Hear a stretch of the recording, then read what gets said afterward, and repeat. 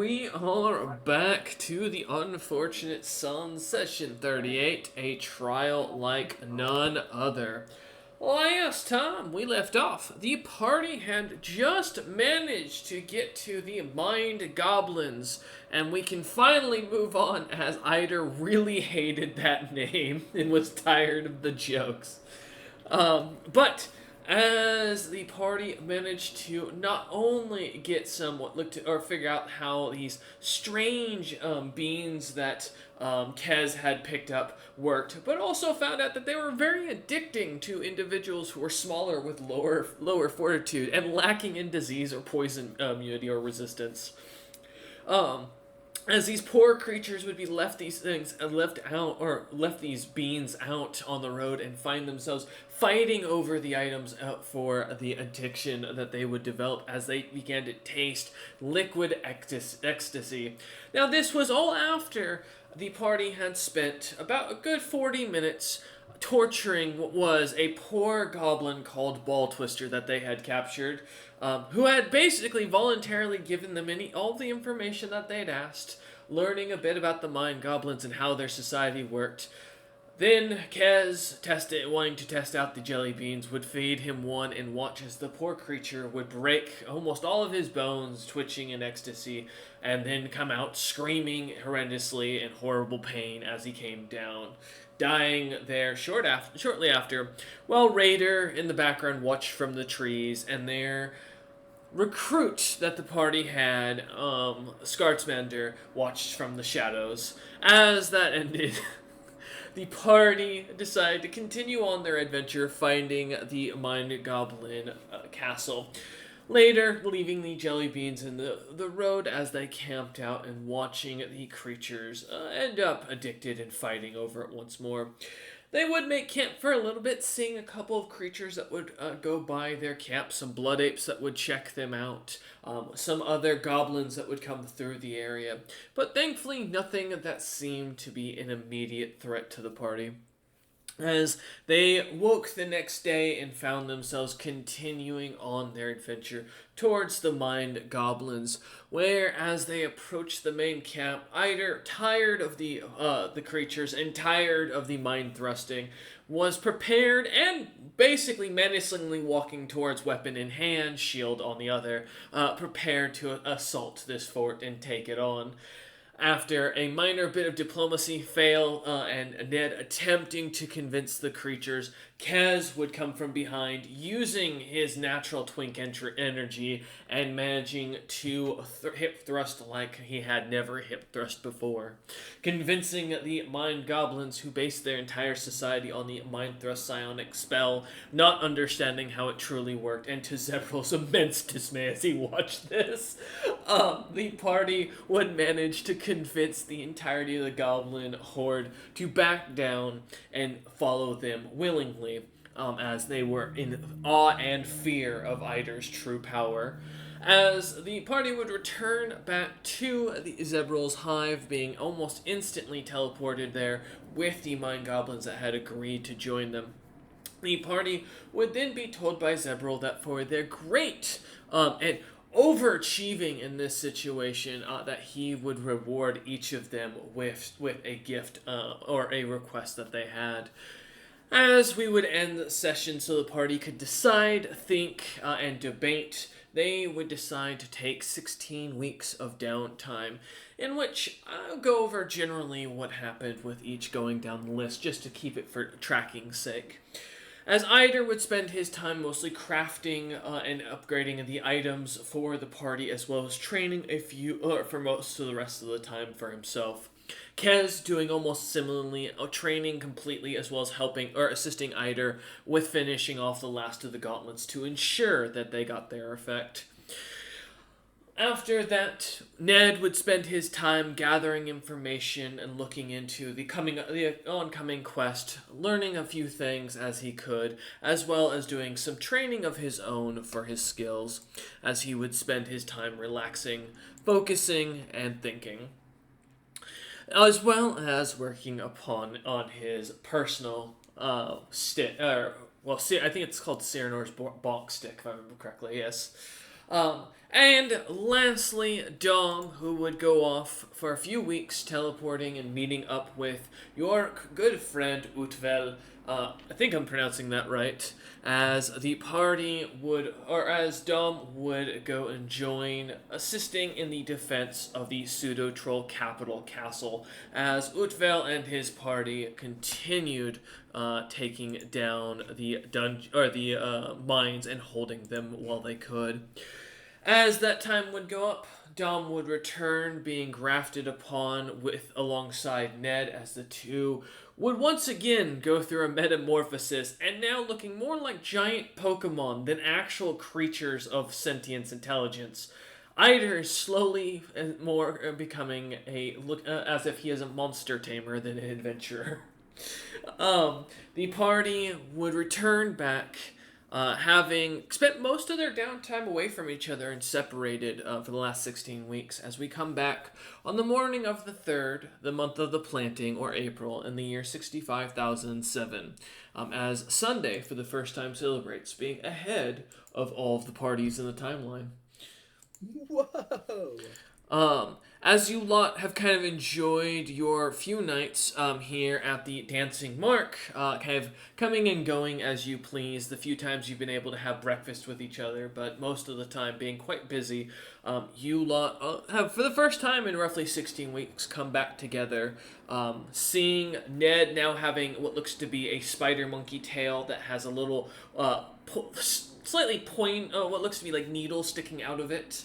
And then Dom, who, well, Dom is interesting looking, as you see one of their eyes slightly replaced and draconic looking, and the other was, I believe, and I'm just double checking this of my own notes because you've had a lot of work done. Wouldn't have actually changed much according to the description given. Your eye is now bright red and has a black iris. That does change quite a bit, I imagine, for what you had from before. Eyes were originally red with gold specks and a black iris. Oh, well, there you go. Hey, perfect. Fair enough. As well as Dom's legs having been increased in quite a massive size, what looks to be almost 3 chunks of long muscle embedded into the skin, as you can see stitch lines that have kind of scarred up nicely along Dom's legs.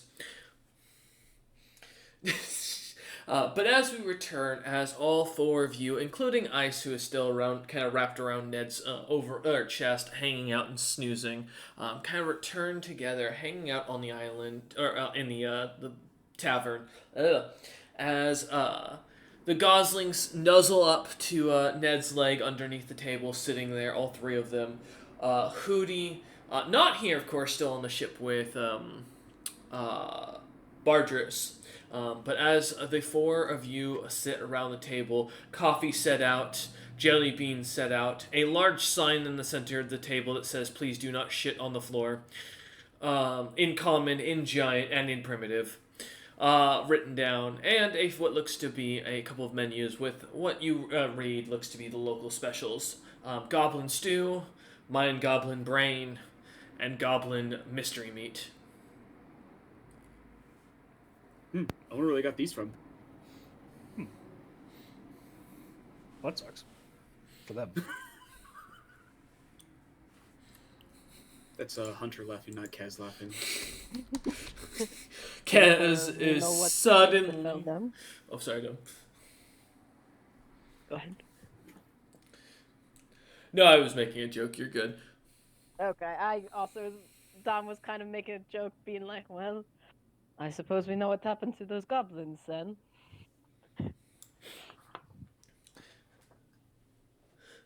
As you look over the menu, all 4 of you kind of grimacing at the macabre joke and looking at it, deciding if you want to try it, if this is actual goblin or if this is just Zebral's idea of a joke. I'll try it. Of course. I will refrain. It raises a finger up in the air to get Belle's interest. I think I'll stick with my survival check or something to like check out the meat. Yeah, give me a survival check. What was that? Your drug jelly beans. Listen, man, I can handle it. I've been handling it. This. It's true. is the only thing that makes me experience taste. Kez, give me a fortitude save as you pop one in your mouth. Do you want to taste goblin meat? No, I couldn't if I wanted to anyways. I have lost my sense of taste. He did lose his sense of taste a while ago. 23. These taste delicious. Like God, bacon, I eggs, smell something out. sausage, as well as beans and bread with gravy. It's exactly like what a breakfast that you would have wanted as a Smith as a young man.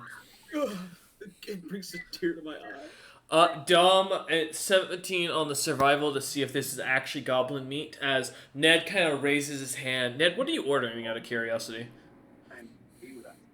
You doing the mystery meat? You doing the brain or the soup? Let's do the soup. Okay. As this is brought out, as you look over at it, Dom kind of taking a light sniff of the air as the steam rolls off of it. These blue chunks of meat kind of roiling in what looks to be a thick gravy-like stew with a couple of what looks to be normal vegetables. As you look onto them, a couple of floating onions, some carrots, a few tubers as you look about. But as you kind of look in, you realize that the meat has been dyed blue. It is 100% just mixed with a light lavender mixture. This looks to be some sort of like a cow-like creature. You're not sure what kind of creature specifically it is, but it looks to have the same meat-like substance designed to it as steak or beef does. I will say Yeah. nothing and just let them think it's horrifying. Yeah, Ned takes a bite of it and like this seems to be like just looks at you a lot completely straight-faced. Because I think Dom sees Ned, like, clocks that Ned is also aware, decides to go in on the bit, and will just look and go, another serving of the soup, please. It looks quite good. And yeah, he'll just eat it too without explaining anything to the party. Kez's eyes are closed, the single tear flowing from his eye, reminiscing on the memory of taste. Spider's giant I mean, race if you and ate just the grows jelly by the bean, second. could you... Eider's If you ate the jelly realizing bean, then ate the soup, would you taste it? that's up for What? Kez to try. Say that Yeah. again? I If you lost ate the jelly bean and the soup, like, one after another at the same time, could you taste it? I don't know if I would taste the soup. Maybe the soup would have a taste, but maybe not of soup taste of something else. Who knows? And I'm not willing to try it. Fair enough. Wow. Eider, as Listen, your Man of science. Dom, I don't want to eat goblin. Eider, not? as you see these two Good for kind of having this slight argument, the realization that giants eating other races being so much more common as the rumors go, it just brings kind of a worry to your own view as Snowbeards being very big on, eating cattle and animals they raise rather than other races. Yep. In my There's, like, defense, I'm the sigh. most. Listen, in defense of giants, I'm probably the most normal giant out of the three of us. Granted, still weird, but probably the most normal. I just go to the no define shitting sign and normal. add like the languages I know to it as well, just to help out. As Eider pulls out like an ink or a vial of ink and a quill and starts writing on the sign. I just like let the proprietress know like I know a few languages you're missing here. I'm just adding it to the tally to make sure. She seems to nod in appreciation as she watches on, watching Ned with a stern look as she watches him eat. I guess as long as Ned doesn't have pants, he won't shit in the establishment. I think that still has pants. He does still have Because pants. what? He still has pants on? Oh shit, we gotta be worried He then. says he just has a tail that sticks out of him now. Never thought we'd need to potty train a grown adult, but here we are. Can I Mm-hmm. tap Kez on the opposite shoulder with my tail? Yeah. Give me a let's see, a D20 plus your reflex. That's also insane. You have a tail now. It is a spider monkey tail. Brass monkey, that funky monkey. I don't know if that's like kosher to sing anymore, given there's a modern joke culture. to be made here about monkeys and throwing Nine. shit, but I'm scared to give Ned Nine. ideas. Already Ned, got him. Ned, as you go to lightly tap Kez on the shoulder, you more like lightly bop him in the head as it kind of bumps into him awkwardly as you try to move it about.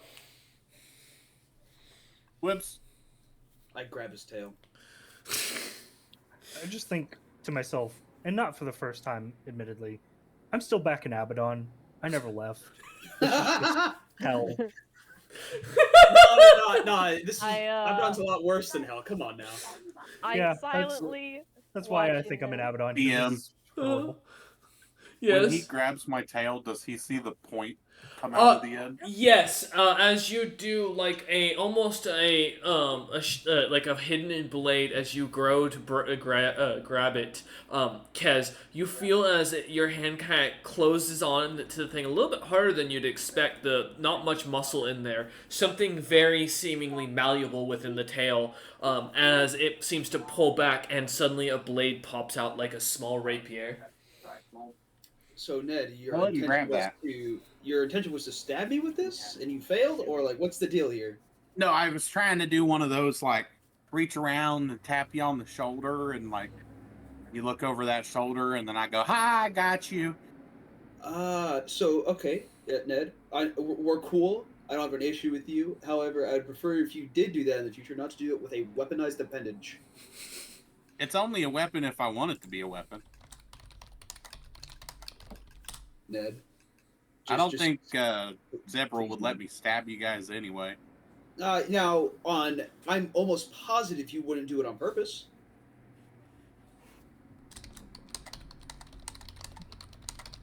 Sorry, No, my thoughts are really messing with my head right now. Well, I think that's enough of civilization. Let's go into the woods and kill something.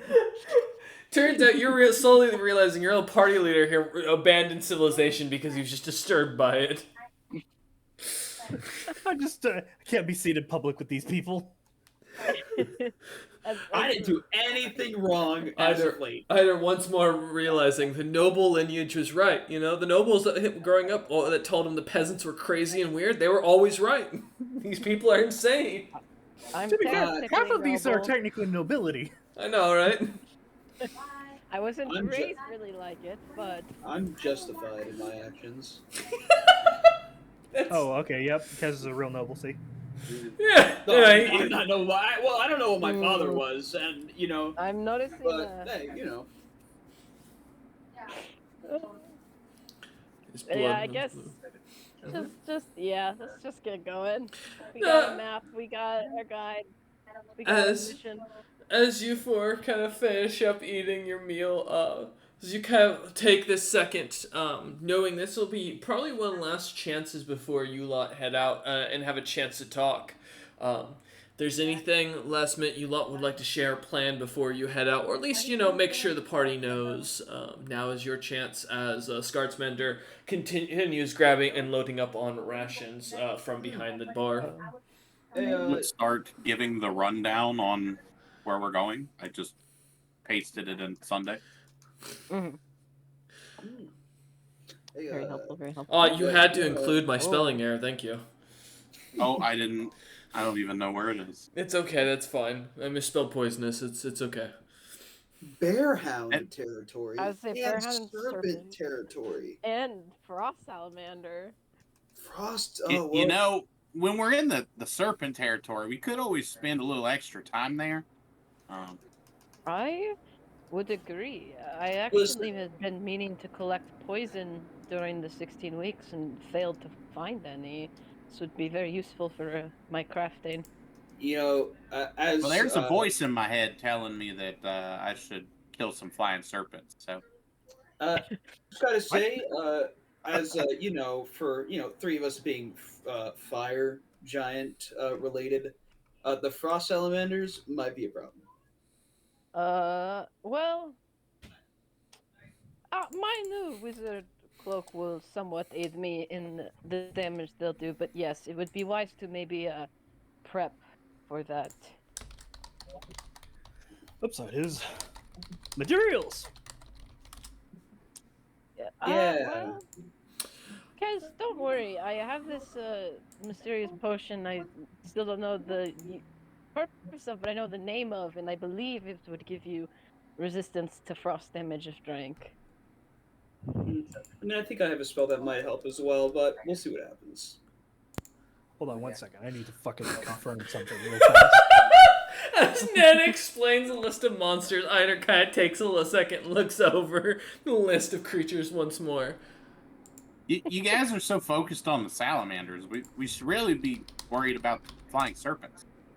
Or the Oh, frost no, I- The worms. worms are the issue. The frost worms.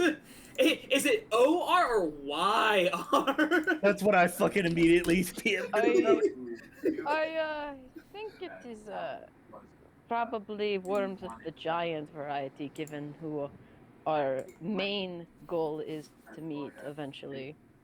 I believe the point of this was for us to gather either their poison or expose ourselves to it, so we would be given the antitoxin recipe, correct? Yeah. Well, I just like turn to the others, kind of like give a half-hearted shrug and say, "This gonna suck for y'all."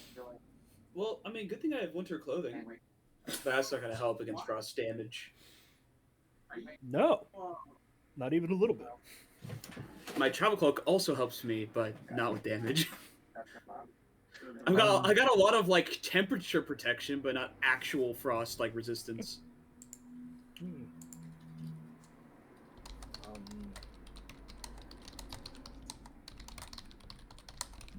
Trying to remember. Yeah, okay. I like tap like because on like the like the bicep and like do you mind Purbook Rufus? Say that again. You spoke a little really quickly. I couldn't understand you. Oh, can you hand me your Purbook Rufus? My prayer book, yeah. What Yeah. you need? Here, just like flip to like one of the pages I've bookmarked for you, and just like there you go. Ah, yes, I've looked at that one many a time. Haven't had a chance to use it yet, but it was one of the things that came to mind. Thank you for pointing that out, though. Yeah, vital for y'all's survival. Mm-hmm. I was also thinking of like aura of cold or something, but that's actually no. I think that's just damage. For some reason, I also thought that could actually, Well, give me resistance.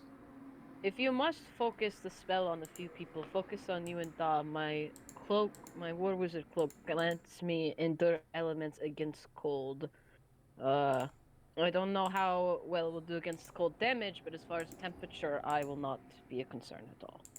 The temperature isn't the issue, unless you're staying out there for several hours. Like by yourself, it's sub-zero temperature. It's not gonna do much. Depends The on how actual poorly we frost. set up camp, I suppose. Does Ned know everything about frostworms, or do I need to roll myself as well? Based on his role, he's never seen or experienced one of these creatures before, given his giant type, so there'd be no real reason he'd have information besides the fact of them being noted to like cold territories and being basically worms, or at least that's what they're assumed to be. Gotcha. So, yes, sure, you'd have to roll for it. Okay. To my character sheet then. Quickly like pull like the mask out of my bag real fast, and like slam it onto my face. What? See what you got. As I like take my thinking pose. I feel like there should be a statue for some reason. As you all watch Eider kind of sit down, put his knuckled up hand underneath his chin. 25, I heard you. All right, perfect. And what are you trying to gather? Just what these creatures are? Special ability specifically, because like they're large. Like frostworm indicates, a level of they're large. They probably have like some affinity for frost, but how that like specifically manifests, things like breath weapons, anything that happens whenever you hit them, anything that happens like when they die, things that, like specifically like 8d6 to 12d6 worth of cold damage when they die. Is that what you're worried about? Yeah. I will confirm. As Ned kind of explains the information he got on the creature, it seems that this is a different form of the creature, somewhat of a weaker version. In many cases, by the biology of it, this creature does not seem to have a natural casting ability, and its breath sac, as you'd call it, similar to a dragon's, seems to be more limited and unable to explode. A much smaller and more concentrated focus for the breath weapon instead. Oh, thank Christ. Yes, which means in TLDR, you can kill this without basically exploding and killing your party. I was like, all right, so we're gonna have to play keep away with, I guess either fucking diving on a grenade and y'all running like hell. I actually like that. To cover Hold this up. grenade. I like that imagery now. Suddenly, you know what? I might add this back. Yeah. No, I'm kidding. No, but as you look it over, it does seem to be, while this does seem to be a favorite hunting ground because these creatures, you assume, feed on psionic creatures, it's not likely that they developed as much of a death effect as they don't seem to have a natural predator in the territory. So there'd be no reason, in a sense, to develop a similar effect. Makes sense. All right. You see, like, Eider unshit his pants in, like, real time, basically. Whoa. Ned needs to learn that power. Good. As Eider looks over Ned's like notes, as Ned like has a couple of things written on his thing of like 100 legs, breathes ice, skinny, no natural predator. Eider kind of puts it together, realizing this as he like kind of denotes this and kind of notes that this creature won't kill you all. As he calms down, his face regaining color. Eider, looking at my Talking about notes, Eider. you also see like 3 paragraphs more specifically on flying serpents. Yeah, I like look at you and go, Ned, what the fuck is with the flying serpents? I don't know. I hold the staff up, and you can see where I had carved like wing-like runes into it. I Got did it. this, You want wings? and then I heard in my head that I need to kill a serpent and put its eyes on here. So that's really all I can think about right now.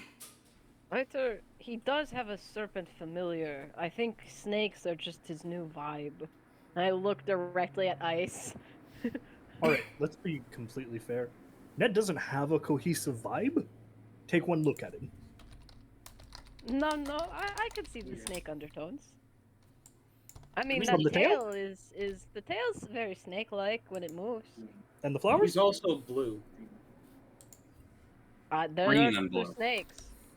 There are green green and and blue. blue snakes. We're losing daylight.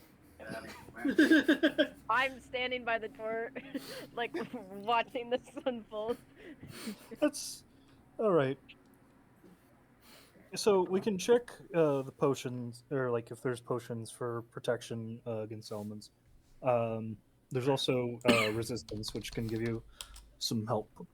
It's not a whole lot, but it's better than dangling your ass over the side, so to speak. You might have more success asking around, but in our downtime, when I went shopping, I could not find any potions available for adventurers to purchase. They might do gummy bears or something. I don't know. Oh, I didn't even think to ask that. Shit. As you look over at Kaz as he pops another of the jelly beans in his mouth. Jelly beans, I should have known. You want one? No, don't do. As Kaz holds out this bag of glimmering golden No, jelly beans. I'm not eating those ones. It occurred to me that maybe things are sold in different packaging here, and I might have wasted downtime actions looking for the wrong thing.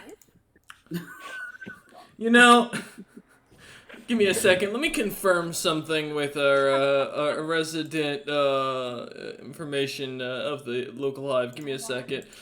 Listen, you're a much bigger giant than I am. I'm almost certain you'd be able to handle it. This edible ain't shit. Listen, you know, you just gotta be careful with it. You know, I'm pretty much an expert at eating these by now. Like, you know, I'll be with you. I'll be with you on this trip.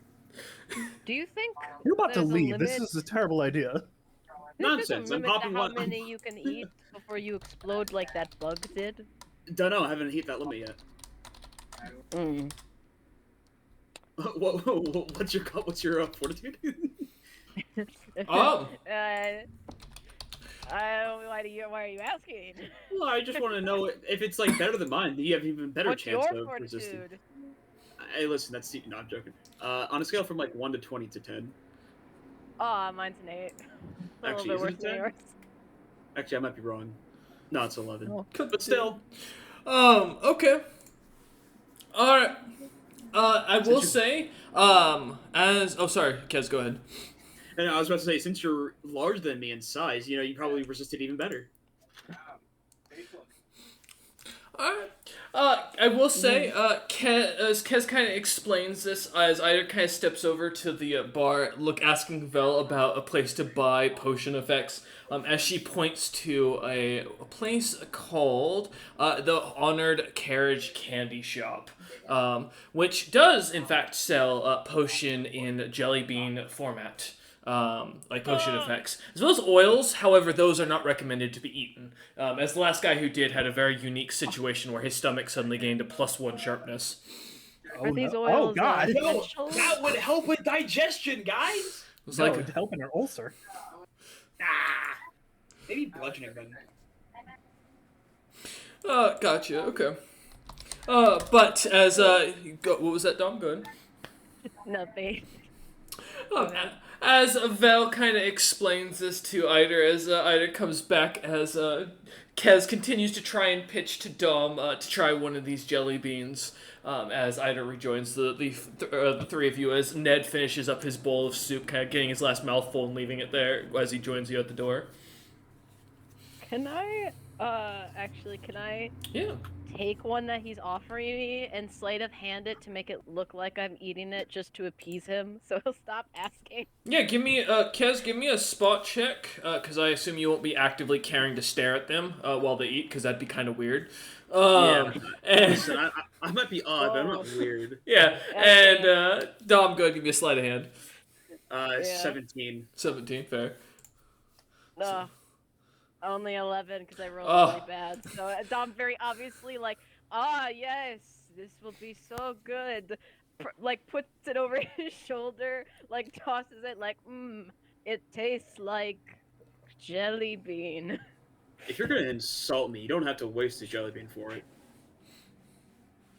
I just offer him the jelly bean back. I'm not interested right now. I didn't want to hurt your feelings, but not my kind of forte. You think I'm so childish as to be hurt by you refusing a drug from me? I'm not that weird, dude. Come on. You did grab. We should get Pablo's going. balls. As I goes to point that out, Dom speaking loudly, kind of covering for it as they turn. As the four of you head off, the Goslings seemingly kind of rubbing up against Ned's leg as a final goodbye, as they look to him and wait for you lot to leave the inn. I look at the jelly beans. I look at the goslings. I shake my head. They'd be immune. Or God forbid they're not. There was a thought that came through my If head. they I was die like, a "No, I second couldn't." time. No, I couldn't. As the four of you, with ice still kind of wrapped around Ned's chest, the four of you head down the main street towards the large candy shop. A bright and vibrant pink shop that has beautifully calligraphied letters of the Honored Carriage Candy written with what looks to be different candies and such drawn onto it. Gummy bears, candy corns, what look to be chocolate balls. In the window you can see, and surprisingly they do have clear glass down in this for this building, which isn't common for every shop or in every town. But as you look in, you can see what looks to be a bunch of jawbreakers kind of set out, each of them having different names. The first that catch your attention are the Cure Your Sadness and Wounds, Endure Your Holy Elements, and Those Who Hide with the Animals. As they're kind of sitting there. As you head in, opening the door, a little bell seems to jingle, though as you look up, there is no bell above the door as it opens. What looks to be large troll-like figure with a tiny little almost well, this might be a little old school, so I guess you guys might not know what a striper is from like hospitals, like the candy stripers.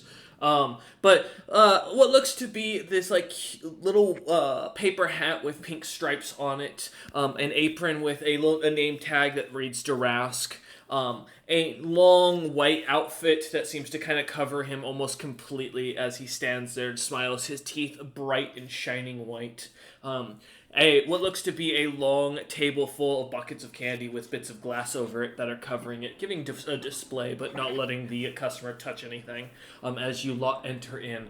A few what looks to be snowbeard merchants kind of nod to you lot and turn and start walking out as they do, heading off into the city and vanishing. As the four of you are left alone inside with Durask, this name-tagged troll. Is this Zebril in a disguise? Do you have true sight? Well, I mean, they're all they're all part of the hive, Well- so Wait a minute. No, it'd be a waste of fucking resources to ask Dom to do it. But Well, no. Due to my new graph, I do see invisible creatures or any that are ethereal as if I have normal vision. that doesn't help with transformation. Nope. It That is doesn't super know cool. with true sight, but if he's here in the room with us, because I think Durask is a real person. I just think Zebril's controlling him. Tun and Monday did meet him when they were here, actually, yes. yeah. Yeah. It's a hive mind. I assume they're all connected. But Yeah. Drask kind of just looks on at you, his eyes kind of green with a purplish hue on all the outside of it, or all around it, as he looks on, waiting for you lot to speak. I just like give him like a wave, like pop like the suspenders on my pimp suit and say, "Oh, good sir, we've come for well, sweets that protect against the cold. I assume it'd be this bucket." And I gesture towards like the protection against holy energies. And looks at you and nods and goes, "Yes, as he kind of like switches from a troll, a very primitive troll-like language, over into Dwarvish and then back into Common as he looks at the other three and goes, "Yes, yes. As a matter of fact, these are we use an Endure Elements potion effect on these. They bask in the potion for 30 days, and then you take a bite out of them, and then you can enjoy your favorite spicy meals right after, or your greatest and frostiest desserts. These are guaranteed not to give you a brain freeze or to give your tongue a burning and losing its flavor ability after eating something intensely spicy." Excellent. And what about the cold administrations of a frost salamander? Would they hold up to that as well? Probably not, but to be honest, we are not allowed to sell above a certain quality of materials in these towns. Otherwise, some locals may get the wrong idea as they come to visit. Well, I am one of the distinguished gentlemen here. I assume that doesn't pose for everyone. Oh, you are! It does. Ah, damn. I wondered why I recognized the lot of you. As far as that goes, I would recommend instead, if you're looking for something like that, I would spend your time out in the wilds while you're on your quest, making materials and items, camping out longer, and keeping yourselves from being exposed from dangers. Maybe hunt some of the creatures that might give you assistance, or better yet, just assume you're dead and accept it, walking out willingly. Well, we've tried Maybe, that last part. Maybe the frost salamanders will give us something to hold up against the frost of the worm. It's definitely a possibility. It's just in the Durask event there holds was like out. 12. Good.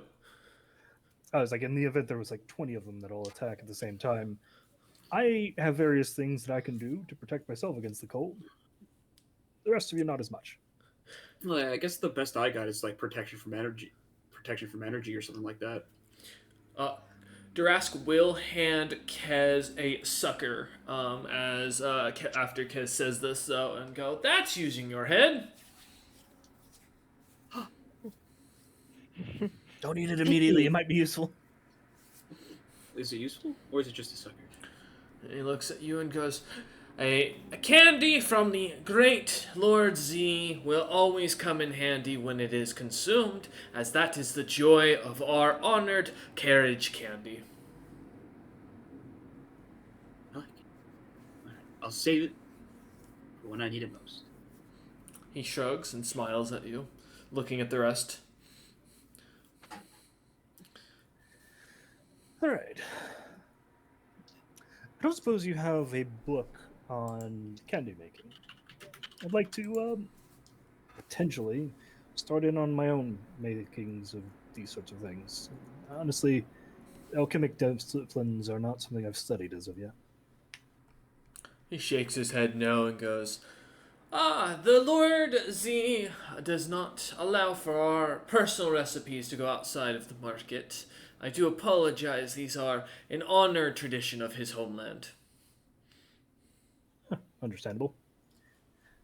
Well, I just turn to the rest of the party. If you see something interesting, by all means, but it sounds like we're on our own on this one. Do you have anything of these candies that would heal us if injured, or perhaps allow us to become invisible? He nods and goes, yes, you must be the demonic one. Give me a moment, as he, leans down, grabbing a little thing of tongs, and, starts leaning into one of the bowls and pulls out this, what looks to be white, almost chalky-colored, jawbreaker, and kind of sets one of them in, and then leans down and goes, looks about as he pulls out a bluish-colored, looks to be almost a gummy bear of sorts, and puts it in, and goes, this will cure any light wounds that you have, and the gummy bear should allow you to, hopefully, pass without being seen as you continue on your missions. Do you have any candy to get random voices out of your head? Yes, I do. As he leans down and goes, sets down this heavy square block, about the size of a normal Rubik's Cube, and about the same shape, that looks to be made of this gooey, honey-like substance that's crystallized on the outside to be a hard shell. As he sets it down and goes, if you can manage this whole thing, it'll remove your brain completely, and you'll never have a voice in it again. Not quite what I was looking for. I think Ned has schizophrenia. Possessive influences. I mean, I have one of those too. No, I mean, that's what he's looking for protection from. Kind of nods and kind of puts the block away, sadly, as he kind of goes to look about the bowls and goes, nothing of the sort, sadly. Ned, do you know the alignment of the voice that's bothering you? Any of them work?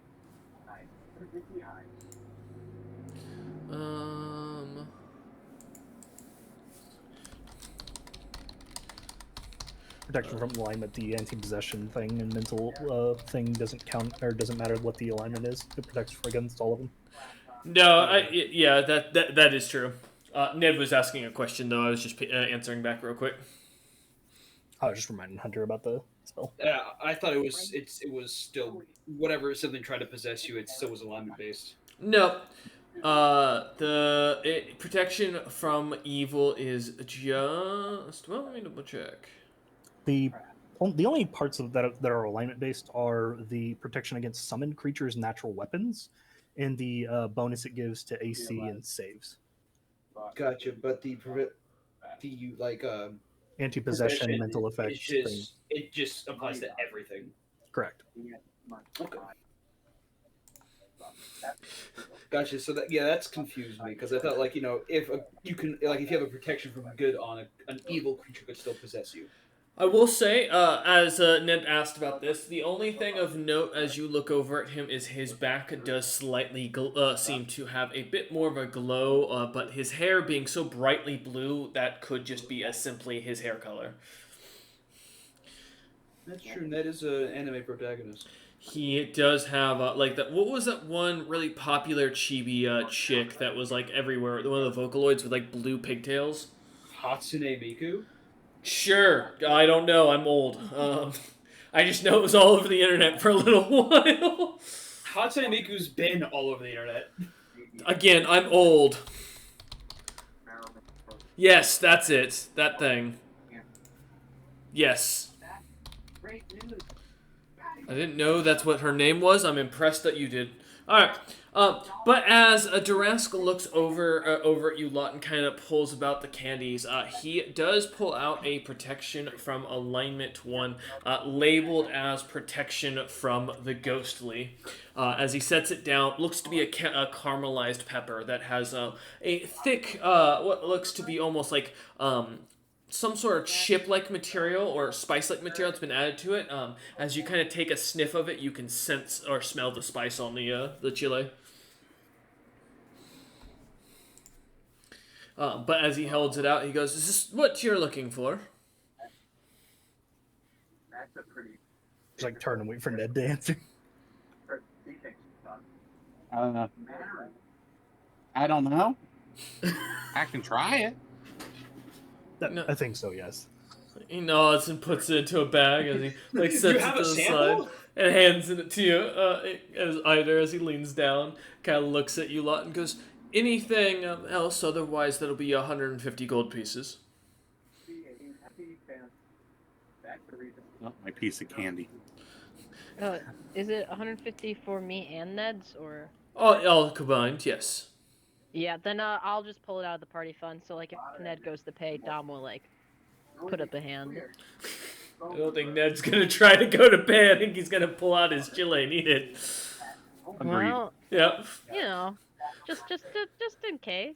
All right, Dom, as you step forward, kind of setting the 150 gold down from the party funds bag. Ned, as you take a bite of the chile, give me a will save. This can only go well. I think it'd be funny if, like, instead of paying, I just hold it to bucket. Is actually instead, would you like to make a donation to charity? No, this one is magical. He's not selling any psionic candies. Oh, okay. Never mind then. No, those would cost a lot more. 14. 14.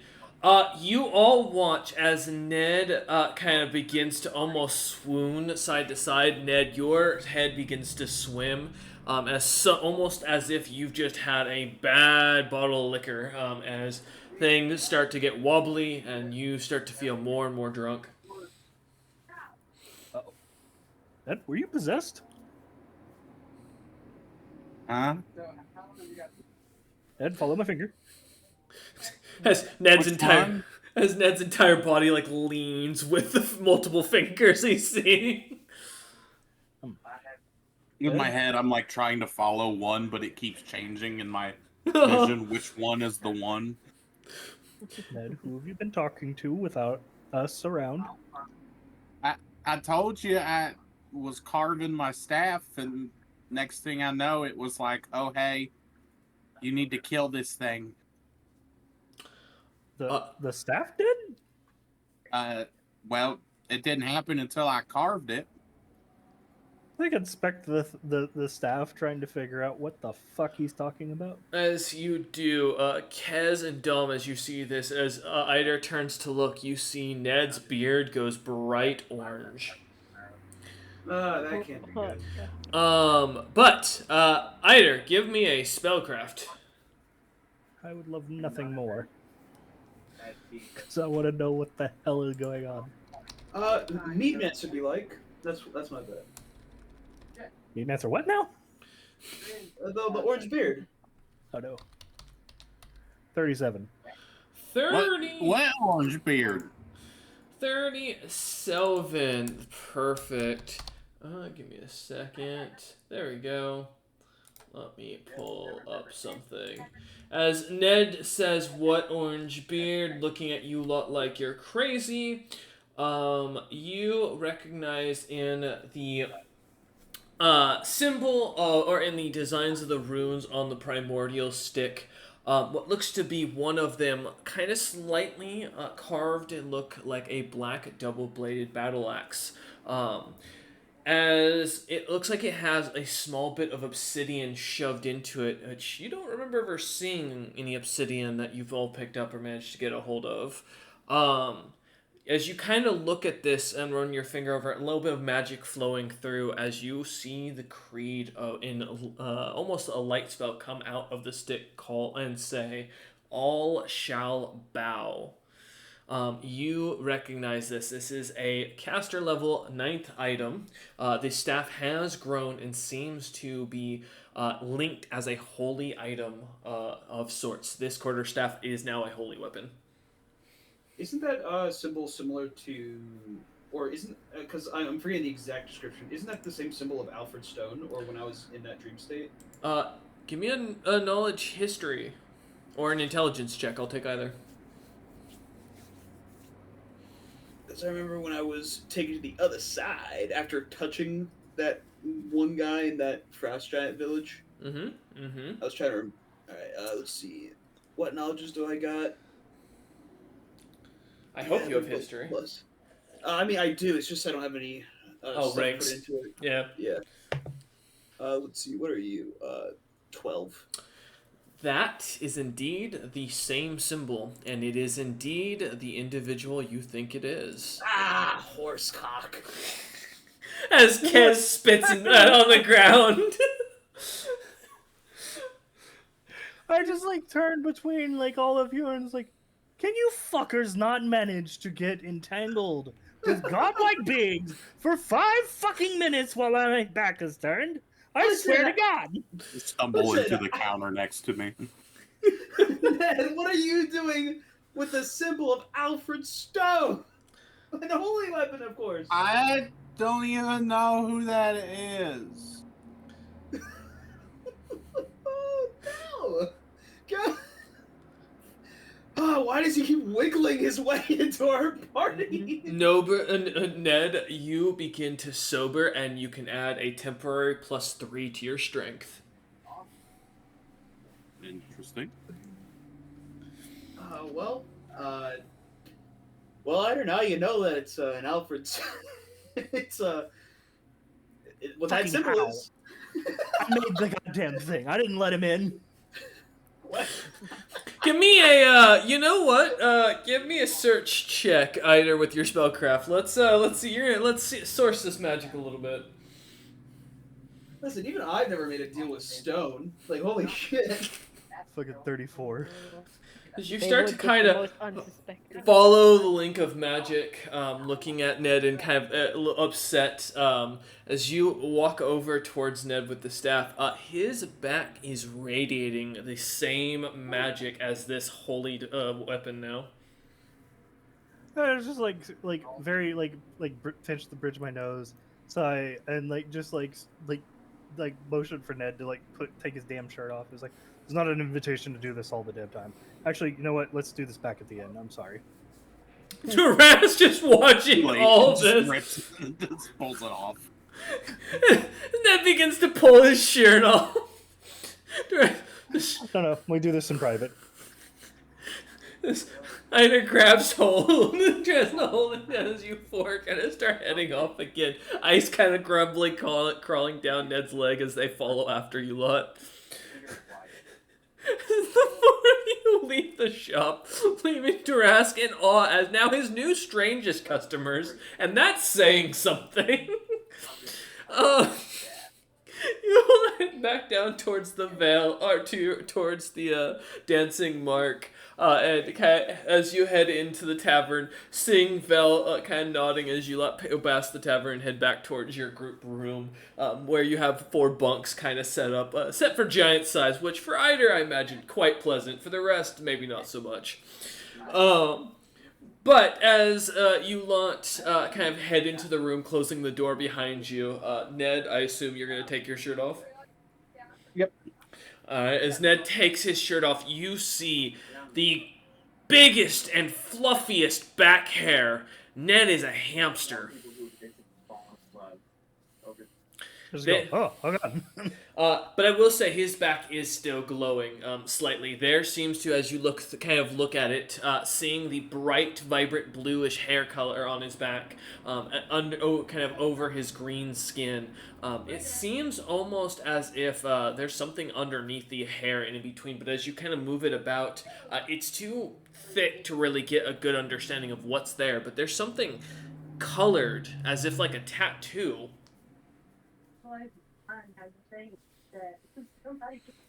I like begin like questioning the moral implications of shaving my friend's back, and then say fuck it because I want to know what the hell is going on with this bullshit. Ned, are you going to refuse having your back shaved? I suppose I'll let it happen. I can't really reach back there.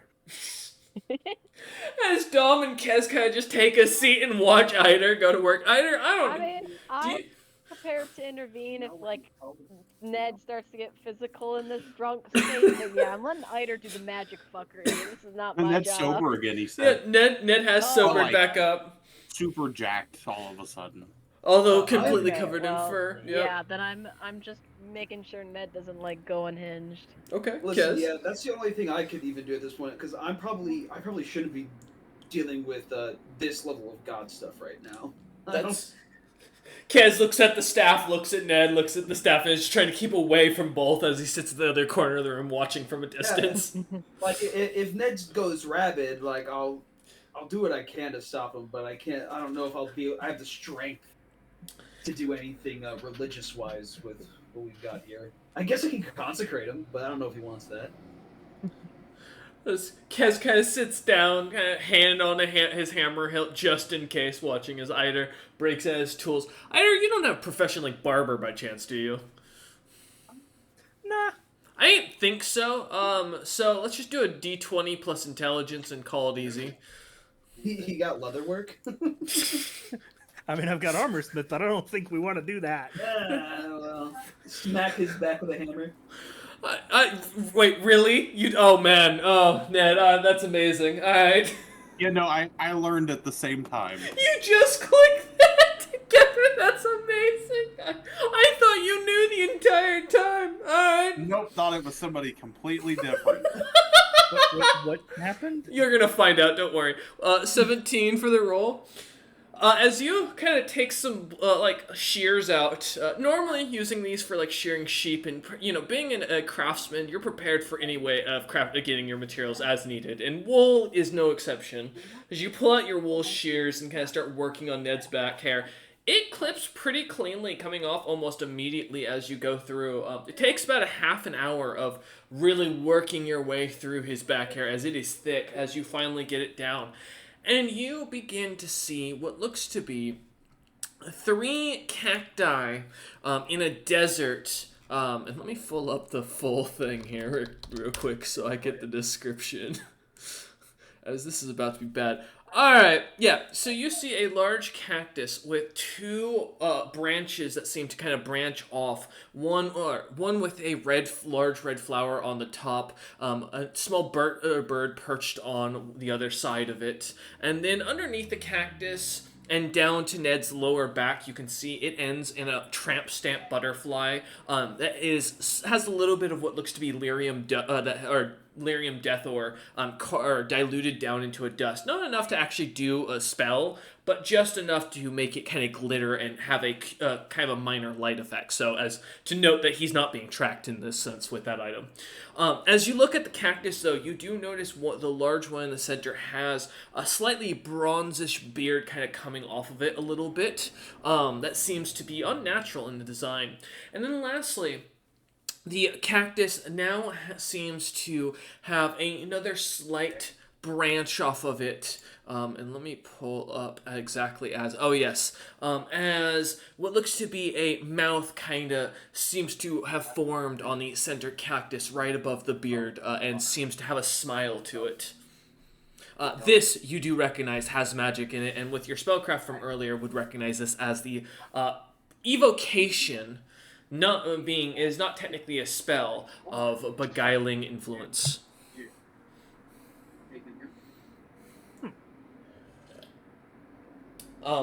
But as you look this up and down, you can see also the signature down in the bottom right of the tattoo, and you see the same symbol from the staff on Ned's back.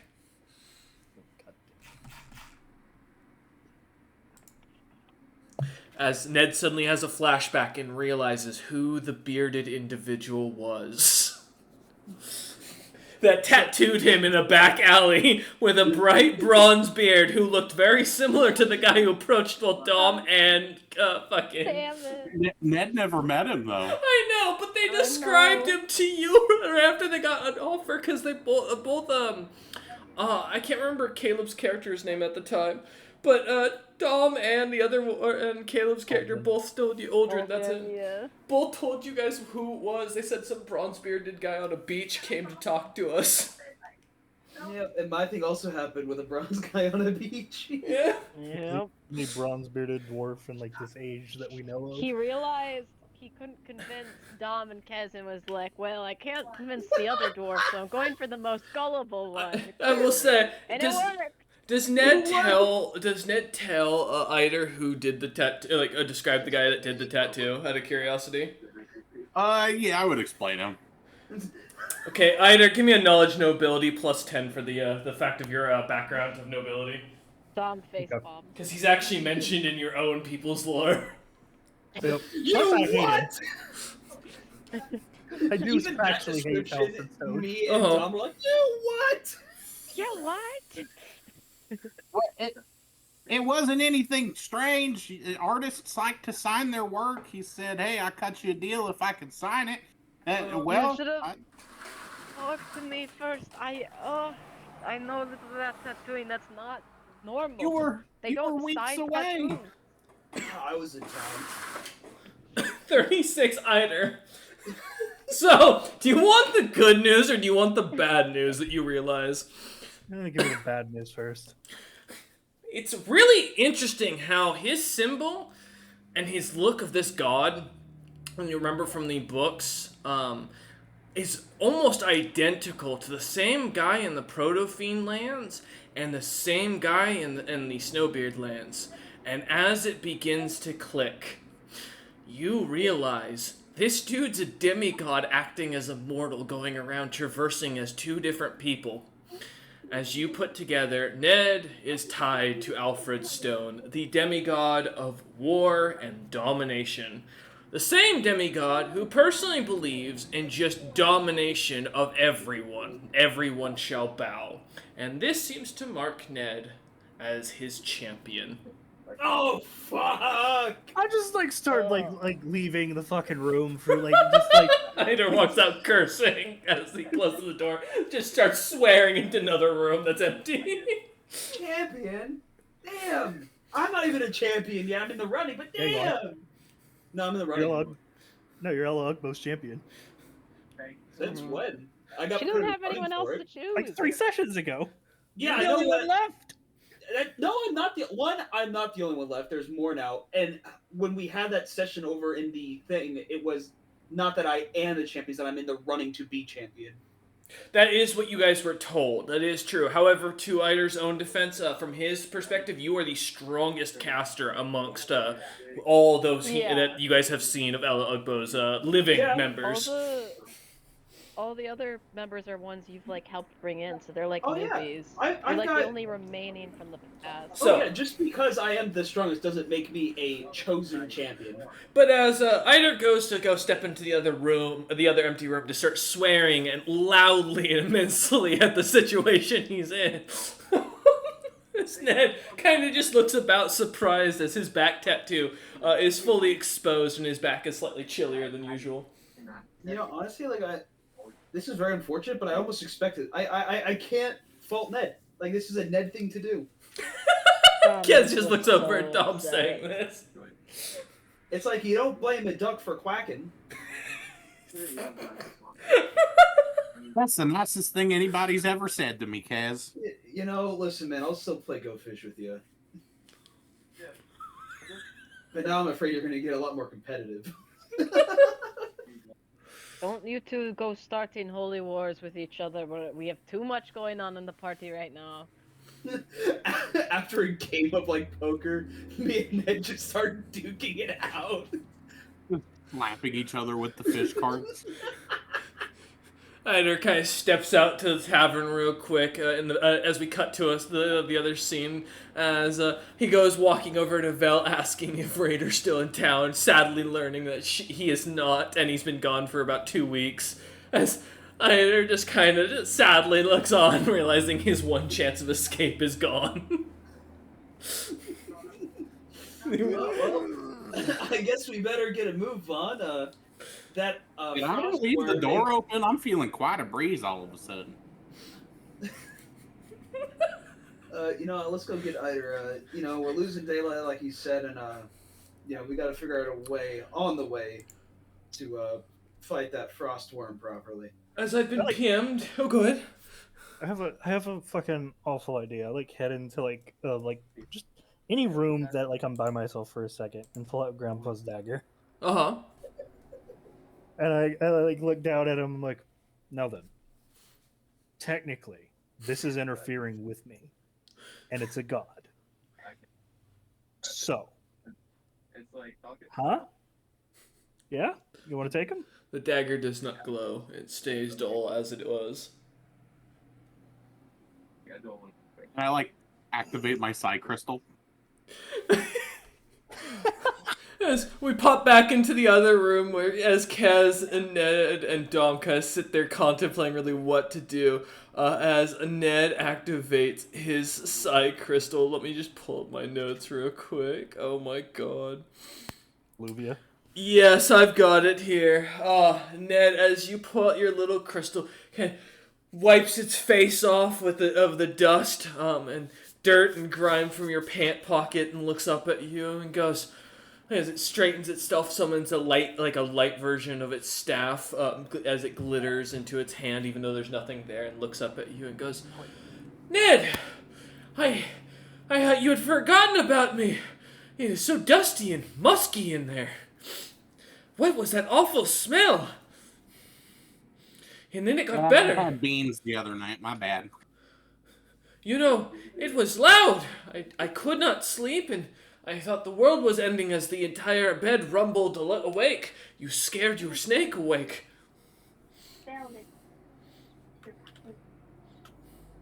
And then Ned just like starts going on a tangent about everything that they just figured out.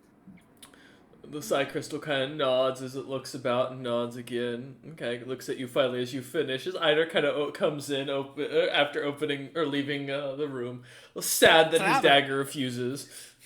Scale of 1 out of 10. How fucked am I?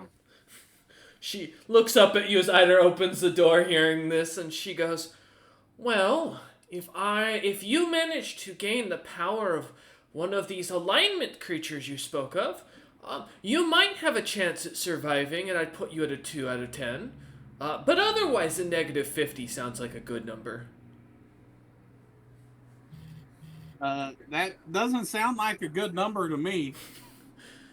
Well, it depends on your definition of good at the end of the day. As the crystal kind of turns and like lightly waves its little crystal-y hand over at Eider as he walks in hearing this. Just like give like a half-hearted wife. It was like, hi, Olivia. Wait, Well, hi, Olivia. What the fuck? Welcome, young traveler. How do you do? I am Ned's inner thoughts and intelligence. Oh, they got extracted. That makes a lot more sense. I do represent a figure that he understands and can comprehend easily, while easily understanding his own ideas. There is a jumble up there. Hey, I'm right here. I look kind of sidle up to like the crystal, like give it like an inspection. It's like, because like something about that like sounds off to me. From what I could like gather, like information wise of like psi crystals, is it like actually just a reflection of it, or because like this creature is like so ridiculously powerful, is this like actually like an echo of a real fucking personality? Give me a spellcraft. Come on, spellcraft, don't fuck me now. Kez and I Dom. have to get a 1 billion for a spellcraft check. Oh yeah, right. 41. 41. Jesus Yeah. Christ. As you look at Ned and kind of look at the crystal, it seems to be an echo of the personality of the individual based on Ned's own memories, from what you can tell, as you kind of try to ask it a few pondering questions about its personal life, and the thing seems to not understand or avoid answering the question as if it doesn't seem to have the information outright. It seems to more just be a reflection of what Ned's perception of this individual was, and using his intelligence as a sort of moniker to keep its own sentience. So in a sense, anything that Ned knows, it knows, and it's basically using Alluvia because Ned's brain would hurt if it was an actual creature of that spoke on an intelligence level. Gotcha. Oh, that's what he wants you to think. It's true. Truly, secretly, Ned is a sociopath who's planning all of your deaths in the background this entire time. He's playing the long con. You know it. Look, I can only deal with like one sociopath at a time. I know, and that's Kez. Go ahead. It fucking changes, all right? I can't tell you which one it is at any goddamn time because it's depending on the session. Fuck. As Dom looks on kind of begrudgingly at the situation, Kez looks on kind of thinking that this is somewhat normal and kind of expected to have happened, but still keeping a complete distance from Ned at all chance that he can. The Psy Crystal just though looks up at you as you do take a look at it, kind of inspecting the magic on it, and continues just to kind of stare, waiting and pondering. Gotcha. I like begin uncompressing diamonds with my sphincter. Thankfully, that like a actual demon lord is not just in Ned's back pocket. She just looks up at Ned and goes, I believe that he thought I was the actual Alluvia herself in your pocket, ready to just hand you a victory out of free will. I mean, I was kind of hoping. You truly are a mystery, young man. It would have really ended with us dying horribly. I want you to know that. From what Ned knows of her, she seemed to be a kind old lady. She probably would have given him one get out of jail free card, as these young people like to say, according to Ned's memories. Although I do not know what this means. Just gotta like nod along, but like motion to like Kez and be like, to be fair, his god is also a nice person. Still took his taste whenever she helped. I think it might have just been the price that gets paid. Nothing's free, you know. The Psy Crystal nods and goes, to Ned's own defense, this person approached him from a dark alley, offered to give him a free tattoo when he hadn't mentioned he was looking into having tattoos, and was at a very cheap cost in exchange for just signing it. Was free, I believe, if it was signed, which convinced him that it was a good idea. Understandably, because he had a good magic and, as Ned put it, a nice-looking face. What part of that was his defense? That is the defense that he comprehends. I just go apoplectic for a few minutes and just start packing my shit to leave. Would hate to be Ned's lawyer in court, let me tell you. I think, Dom's just still face palming, like this whole time. Hand has not left his hand. I don't even Like think Baby Phoenix Dolphin. can get him out of a sentence. No. Psy Crystal looks over at you and Ned and goes, I don't think they understand your brilliance, in truth. That's what I'm saying. She knows what you're saying because she's you. Snyder starts packing up his bunk, getting his backpack together as Dom turns, face palm still, just shaking their head as they go packing their stuff. A grimace on their face. As Kez kind of getting the message, grabs up his pack, kind of putting it on as he puts away the cards he was playing with. As Ned kind of seeing this, I assume, Ned, you're putting away the Psy Crystal and grabbing your stuff as well. Yes. Okay. As the four of you begin to grab your items and kind of gather out, heading out towards back out towards the tavern, Scarsbender kind of nods as he sees you lot, as you begin to head out into the forest. as he takes you through the front cave entrance, seeing the two guards standing up front in heavy platinum full plate, their heads completely covered, their chest fully covered, themselves carrying these tower shields made of platinum that seems to glimmer in a little bit of sunlight that reaches down the cave tunnel. But as the doors kind of shut behind you, the heavy stoneware kind of closing, you lot find yourselves back out into the forest. If everyone wouldn't mind giving me a spot and listen check while we take a quick 5-minute break and wait to come for the players, and we will be back in a moment. All right.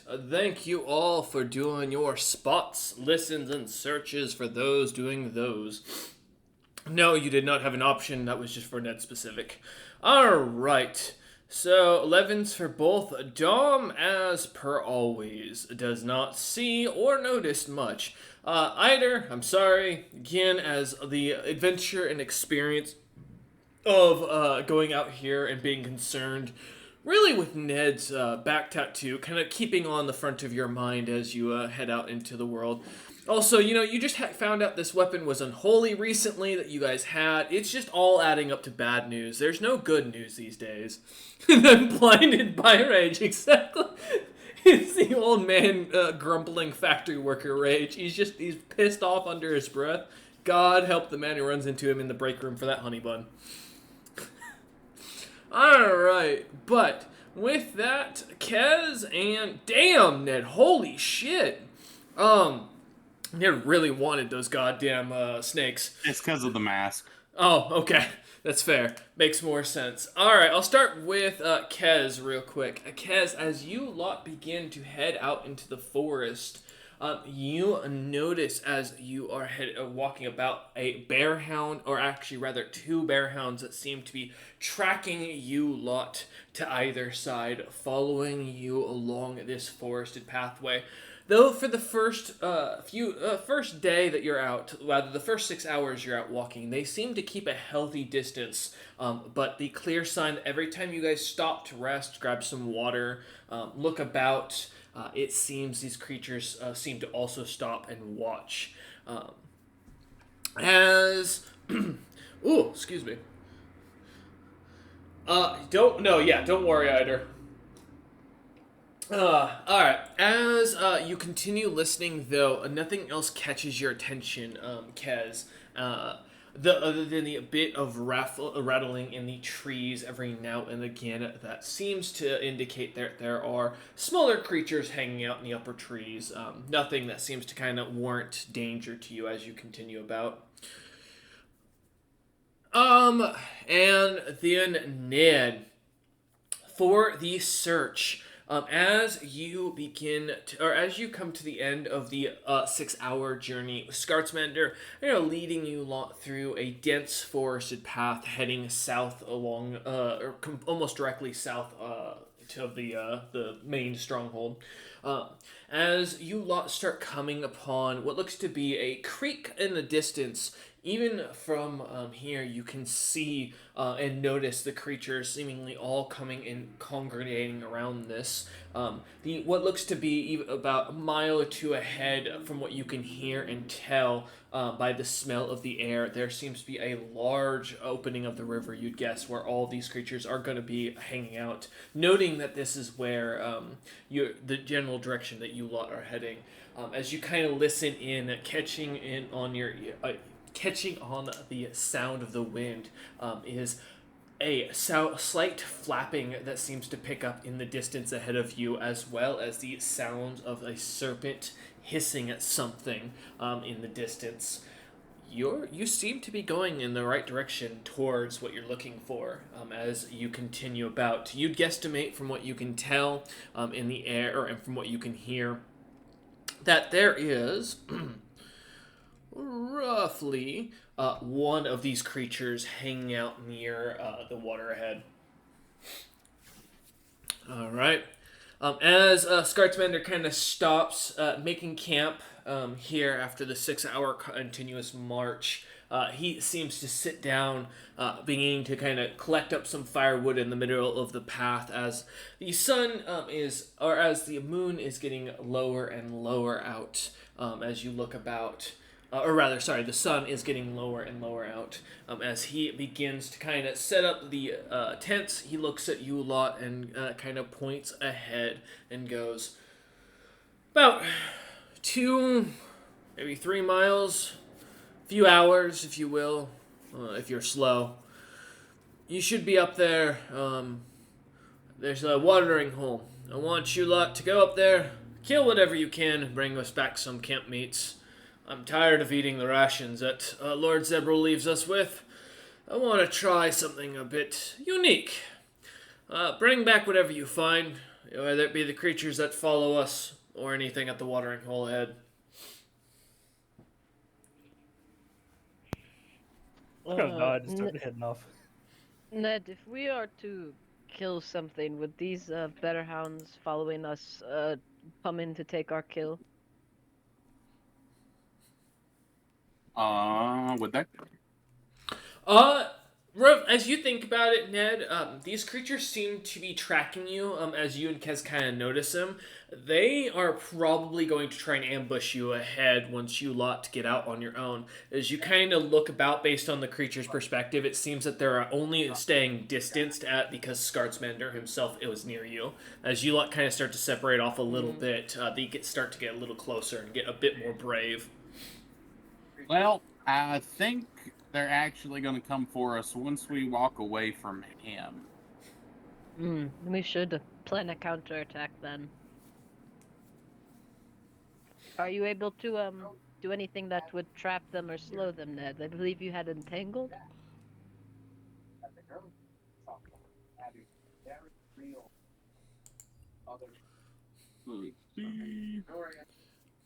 Hello? Give it a second. He's looking. Oh, okay. I just didn't Are know they if I all- cut out. No, you're good. Standing in the same area. No. One is about 100 feet to your right, and the other is about 100 feet to your left. Let's see. I can do one or the other, but If you get to one, I can shoot Splinter Shard at the other. Keep at range. all right. Unless anyone else has a better idea for an AoE that can get both. Kazarider? Thinking. Mm-hmm. Because I think Ned has probably more things that would do things like that. I mean, I think I have things like that deal with snow, but we're not in snowy terrain just yet. Nope. This seems to be all jungly grassland.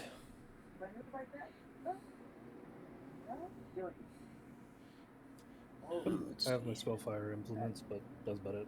So more of Then, well, you get the point. I'm a think on my feet kind of person. then our idea is, Ned.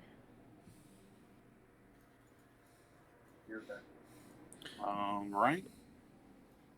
Ned will prepare to cast Entangle on the one on the right. Okay. I'll prepare to shoot Splinter Shard on the one on the left. All right. I prepare to use my shield. Hyder pulls his shield in front of him, bracing himself. Oh no, the sanctuary effect. Ah, yes. As you all get your DR2, I believe it is. Oh no, the actual sanctuary. Ah, okay. You gotta spend. Wait. Oh, fuck you. Okay, I got you. You readying the sanctuary. Got you. All right, Kez. Kez, is there anything you would like to ready as Hyder becomes a problem? And so what we're preparing for boarhounds? Bearhounds. Bearhounds, my Yes. apologies. Very big difference, as these creatures can eat you, as a boar would just, brutalize you. Yeah. I will note, the closer they get, these things are large, so they're not bigger than you lot. And they're usually, because someone put a D instead of an S, neutral good for your own knowledge. Neutral good. Then honestly, I guess prepare, shield up. Okay. Weapon out, ready to go.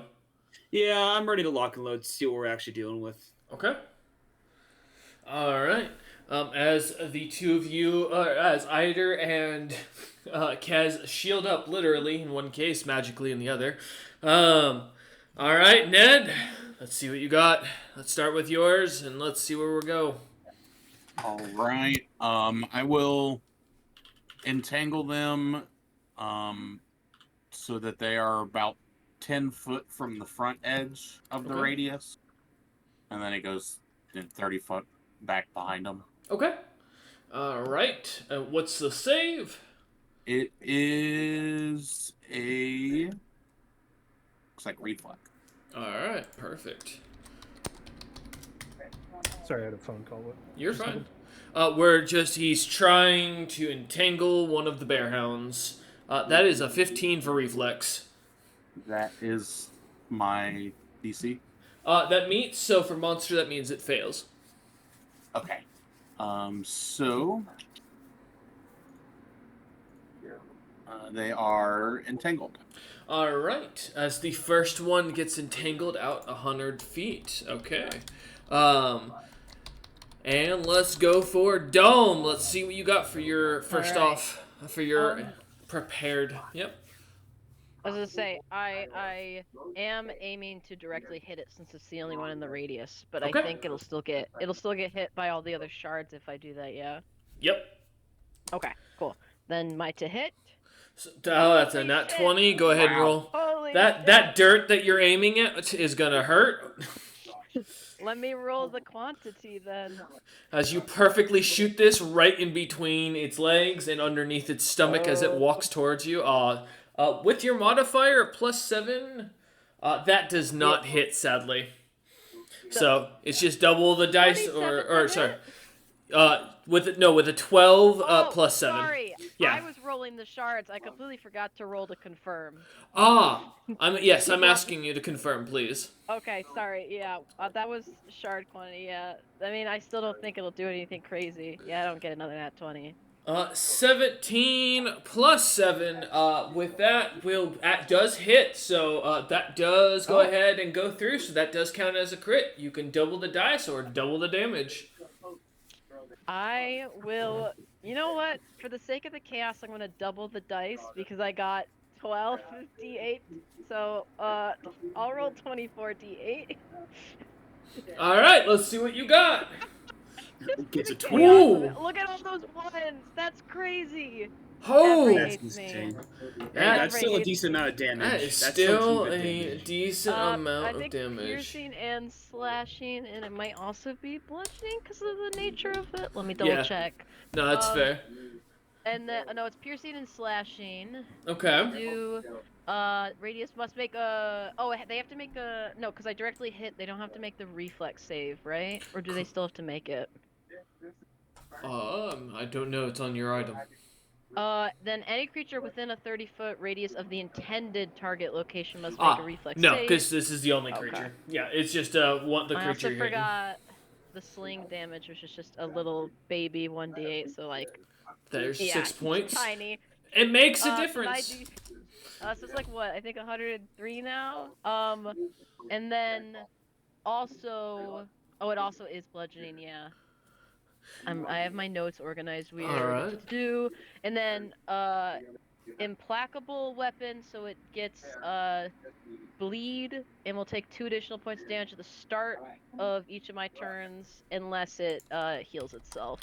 Okay. Like does a heal check. So Yep, if it's got still it. alive, it is profusely bleeding. And Gotcha. it does say I believe they do stack, so if I attack it again with it, it would stack. Yes, correct. All right. Perfect. Let's go ahead and roll initiative as you watch Ned suddenly shoot vines from his down into the ground as they entangle the bearhound in the distance. As Dom turns, waving their sling about and shooting a rock right in between the creature's legs, watching as it explodes out. And that is a 9 for Kez. A 5 for Ned. Man, we're doing well tonight, gentlemen. Okay. 12 for Eider. Eider, you are the king tonight, which is surprising given the heavy armor. No, it's not. I've got enough enchantments. I've got a +9 initiative modifier. That's fair. That is fair. Good lord, a +9? He has to, because he's your big cannon to deal off the first bit of damage. I mean, yeah, I got a +2. No, that's fair. I have 2 Yay. different things. Good creds, Dom. Good work. I'm proud. Thank you. I was gonna say also, if your dex was something, I'd be concerned, Eider. As you are a thick dwarf. Alrighty, let me roll up some stuff real quick. I'm so happy they brought it back. It works now. Oh my god, I don't like it anymore. Alright. That's fucking terrible. Let's see, and that is... Give me a second. Oh. You know, it is one of those days. At least that's got a plus to that. That is... Okay. Somehow, even with an 8, I still outbeat Dom's initiative for the bonus on one of the creatures. Don't worry. Oh, there's 3 creatures and only 2 of them we're aware of. Wonderful. Oh, something's coming for you. Something's on its It's way. a snake.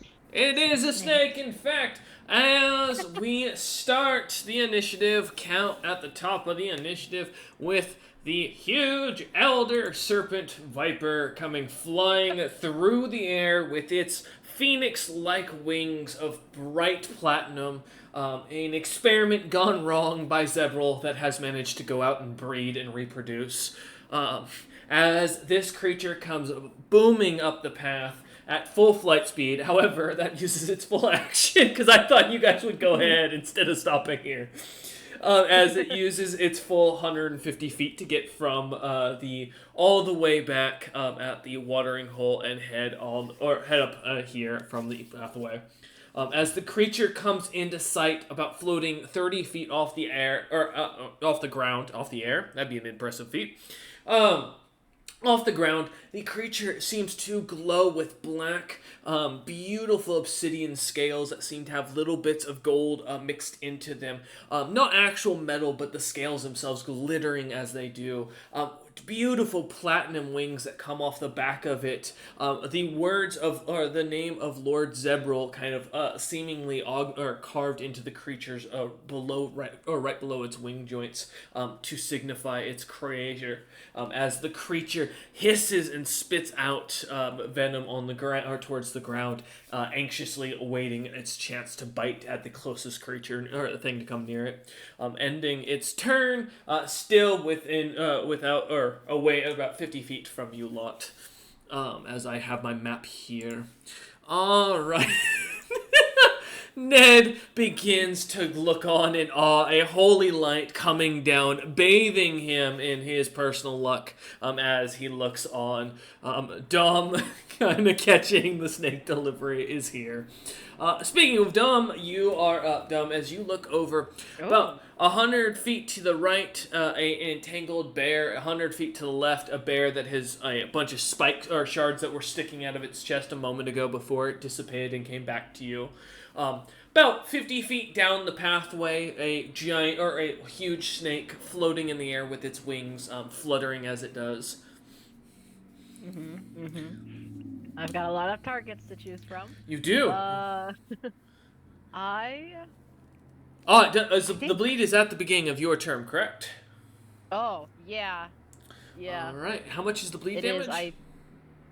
Let me double check. It said it's 2, but I think It's it 2 per does hit. stack. Yeah.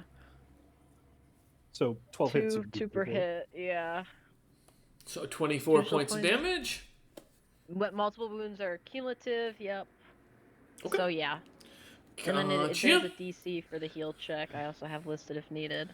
Alright. As the creature coughs up some blood and like continues to stand off in the distance, staring It's angrily. tanky. That's tanky. Well over 100 damage, guys. Just want to point that out. Oh yes, I know. That's the one good thing about Nah. bleed. Good. Warning my party. I think part of Dom really wants to go after the serpent, given just how grand it is and the fact that he really wants whatever poison sacs this thing has. But I think I'm gonna finish off the bear just because if I turn my back to it, it's definitely gonna the bear hound's definitely gonna charge me. So Dom will plant his feet, take aim, and I'm gonna fire another shot at it. I'm gonna choose this spot, see if it's nice to me. Be kind. Be kind. You suck. Yes. How and dare you? You're aiming at the serpent?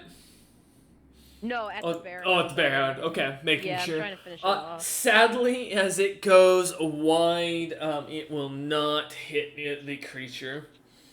I'm not moving, so I'm firing again. All right, let's see what you got. You thought I missed, but it was all a plan to make the bear hound look away so I could fire better this time. As it looks I'm at the rolling my tree that critical just die. exploded. 22! 22 just meets AC. Yay! Shard quantity will be. God damn it. 2. I will roll the damage. I will say, go ahead. Yeah, never mind. No, what were you gonna say? No, I realized something. Go ahead, you're good. Damn it! I almost got secrets. Caught myself. So for the sling damage and then the 2 shards, that will be a nice solid 16, and two more things of bleed, so we're at 14 cumulative wounds now. The creature kind of coughs more blood, but continues to stand as it was, looking about and glaring at you as the sling slams into its side, exploding as it does, rending its flesh a bit as organs seem to start to seep out of its chest slightly from the wounds. The creature still stares in determination with anger in its eyes. I'd like to make that bluff check using my wing graft against this bear hound. So if Okay. I can get its sense motive. All right. I'm gonna go back to the bots to see if maybe they're nicer to me. I don't know. They're all being mean to me today. Let's see. Oh, I get a +2. Don't worry, my bluff is only a +10. If I had a 0, oh wow, yeah. There it is. Why is it the bluff check? You succeed in in managing to outduke and dodge the creature from 100 feet. That's like bleeding and spilling its organs on the ground. I like to think Dom does that thing owls do where they flip their wings the other way and it makes them look even bigger, and this thing is just like so confused by what he is. So that'll be my 2 attacks, that free action, and then I'm gonna use a swift action, knowing that I'm probably gonna get attacked by something in melee range to extend the bronze and deep shard claws on my gauntlets, so they're out. Okay. All right. As you end your turn. That'll be my turn. Eider, you're up. Rick. Excuse me. You all right there, man? Bite. Oh. Yeah, I was just taking a bite of food. Yeah, I'll delay until. Well, no, because the bear hounds haven't acted yet, right? Correct. The only thing that has was the serpent, which charged its ass up here. Okay, fair enough. Then no, never mind. I'm in the perfect spot then. Well, minus the serpent. So I'll use a standard action. A scintillating light, like surrounds Eider. Okay. Those of you that are good aligned can add +1 to your AC. Those that aren't can go fuck themselves apparently. But it's alignment based. Hey, listen. At least this will confirm that I am good. Hey, Ned gets Yep, it I'll too. do that. Good news. Ned also starts glowing, as I didn't realize Dom is the only non-good member of the team. I just Hey, give Dom the side eye. hey. You're this is the neutral, first right? time- Yeah, guys, I'm neutral. Yeah, Does it no, apply to I, all uh, races? Yeah, because it's a Yes. Okay. yeah, it's an insight Don't bonus. worry, Kez. Don't worry, Kez. We're both lawful. It's fine. As Dom kind of gives a pump fist, their glove kind of showing some scales on their hand, glittering in the Listen, light. Dom's got so many graphs right now and stuff going on from the belt. I got a lot. Yeah, no, right? It's Good. not a phase. All right, what you got out Just there? is dead. All right, last one is that you raise the shield up on high and activate the sanctuary effect. You fucking bastard. All right, who are you putting it on? Oh no, I'm doing the AOE version of it, Oh, okay. the one that's directly from the shield itself. Yeah, let me double the deep crystal. check. Yeah. It was one of the items I think I just added today. It's Mother's Grief or whatever. Or no, No, it was on my shield. I can't remember the name of it right off the top of my head. Mother's belief is my shield. God Yes. damn it. I'm gonna smack you with your mother's belief here in a minute. What? What the? Whoa. I'm sorry. You don't have to be sorry. What the fuck? I don't know what I did. I thought I'd have to apologize. My Go shield ahead. is Lemgung. Aw, bro. Save me. Help me here. Thank you. Oh, yes. Okay. Because this meant something. Last hope. The shield allows the user to center crown gem as this does the effect of the aura item puts no match. So yeah, it was considered. Okay. With the addition of Deep Crystal, it allows you to twice per day expand Sanctuary like a field centered on arranging that allows the user to deactivate a Deep Crystal enhancement or use within the aura. Ah, okay. I remember what this is for. Okay, that's why I gave this. Wait, what? Okay, so this is for the Deep Crystal. I was like, oh, fuck. I was thinking you were about to make it impossible for me to punch anyone in your party, and I was going to be very upset for a minute because Kez has it coming. I didn't do anything. Is there anything else you'd like to do as you kind of put your shield out and it begins to kind of expel out this purple glowing light that kind of reminds everyone else of a sanctuary spell effect? No, that should be both standard actions. Perfect, man. Enjoy your food for a moment. Right. The bear hound that is entangled is going to go ahead and angrily activate its mind thrust ability at the one who entangled it. So, Ned, I need a will save. The will save first. Ah, that's true, because I'm going against your sanctuary. That's a good point. I can beat this, I promise. If I could roll well. You fail. I know. God damn it. Alright, well, it hasn't moved. Half speed. God damn it, Ned.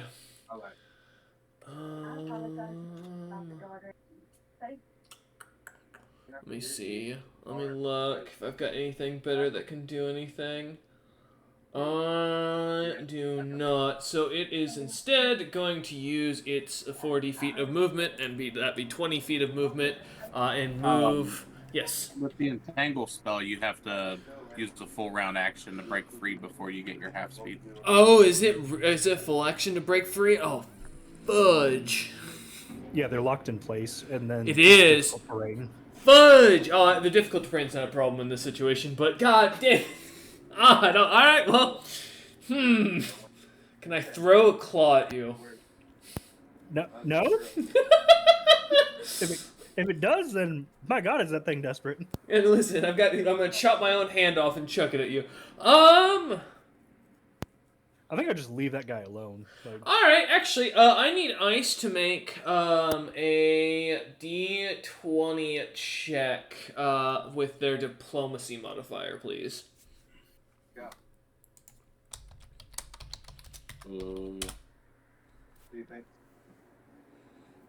This is not a spell effect, so screw you and your damn shield. Not an attack specifically either. So. No, it isn't. Oh, yeah, I got you. Yeah. Damn. Yeah, sorry, buddy. Nah, I know. Alright, let's see what Ice can do. Need to see what a 2 charisma turns into. -5, I think. -4. There you go.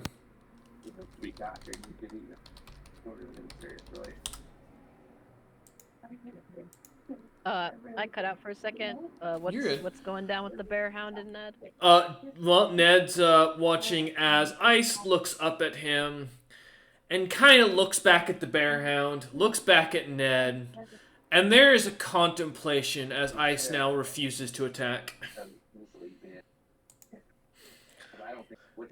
As the end of the bear hound's turn that was entangled, the one who's been bleeding for the last couple turns angrily is up. What's the save for the bleed?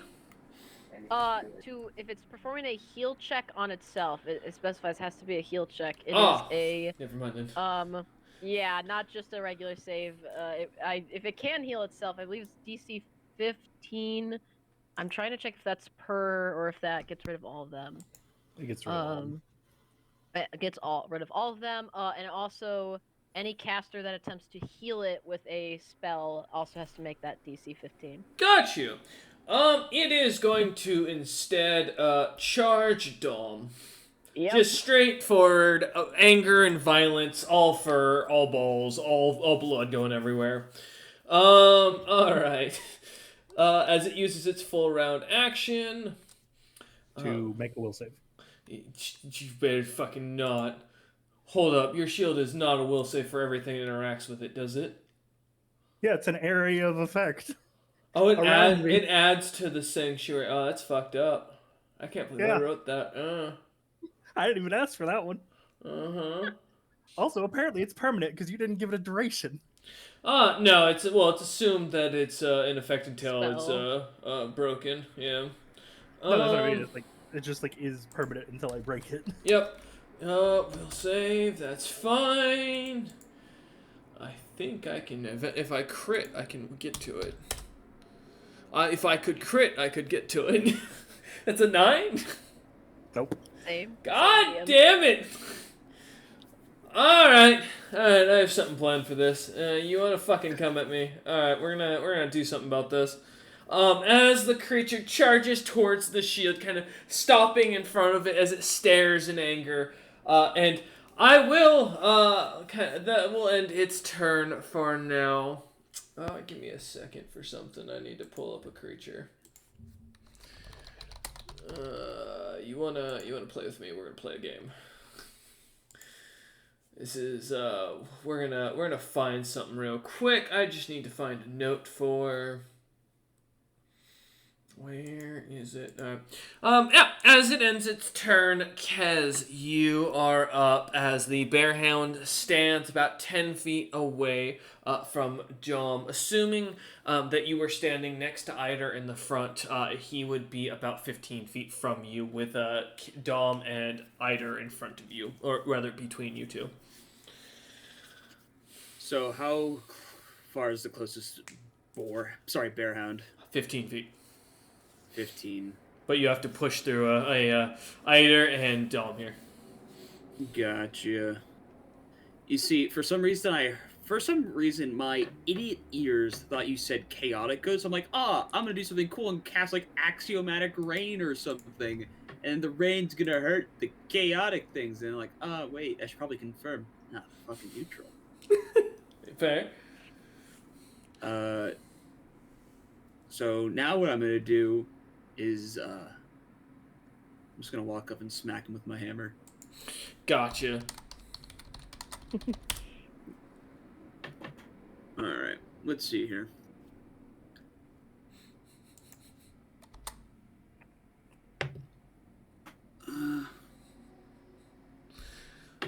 Does a 21 hit?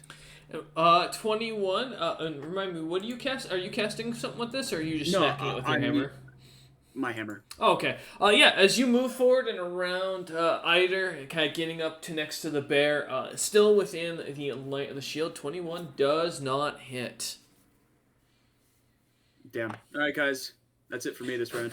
As your hammer kind of smacks into the side of the bearhound's fur, a couple of shredded, bloody wounds under its belly as it stares up at you, its face glaring, its teeth or its mouth gushing with blood. As your hammer kind of smacks into its fur and does nothing. The creature just stares at you and glares with rage in its eyes. As Kez ends his turn. Realizing he might be in danger if the shield goes down. Ned, you are up. Ned looks at the bear thing that's been attacking it. The bear hound. Takes 10 steps forward so that he is 40 feet away. Mm-hmm. Will drop a yellow petal into the blow dart gun. And I'm going to fire a blow dart at the serpent in the air. Ned's ready. He's ready to play Pokemon the old-fashioned way. Nat 20 for a 26. Oh my god, God. roll to Lord. confirm. So many nats. Ned really wants this thing dead. Why can't I get a freaking nat 20 in combat? Next turn. Because you've got Eider, the fucking power shield over here. 12. 12, is that with your modifier? Oh, yeah, it is. Yeah, that's with it. Sadly, that does not confirm the crit, so you just confirm the damage and hit. Okay, cool. So, normal damage. Roll 1, 3, 6, 1. Let's see what you got. So 2 damage, and since I fired with a yellow flower, the flying serpent is entangled. I thought you were going to use the red one. I was about to say, I'm poison immune. I don't fucking... Oh, fucking god damn it. This motherfucker's gonna lump. It's a reflex save for the entangled. Oh. Does it work the same way? Yeah, it'd work as the same as the spell effect. So, I think that's still... Holy shit! In that case, that would succeed. Okay, because the spell effect would be based on your caster I level. thought it said it won upon hit. Let me double check. Because that's the man trap one, right? It's the Yeah. I thought it was the Spine Springers had the Yeah, petals. spine. Oh, it was spine the spine. string. Okay. Yeah. Give me a second. Trying to find petals again. Let me double check, because it's like an ooze effect, so I can't remember what it was exactly. What's your question? Did you ask, Eider? Oh, I was asking because I was gonna look at the base power because that one would tell a little bit more. It was like I couldn't remember what was entangling ectoplasm. That's what it is. Yes. That can top a foe size, and this counts except as noted as the oh no, it works as entangling ectoplasm. Let me look up that. Oh, Here you go. Mm-hmm. Thank you. Oh no, there is no saving throw. It's just on hit. You're entangled. Is a ranged touch attack on any creature. On a successful hit, the subject is covered, and if he becomes entangled...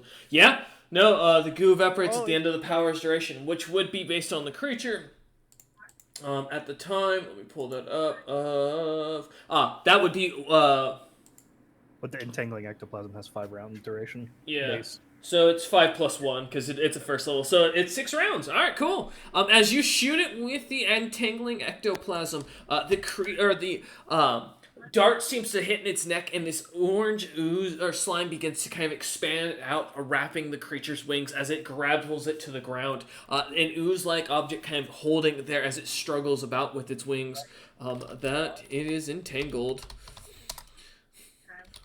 Oh god, that sucks, and I can't even do a save to get out of it. Oh man.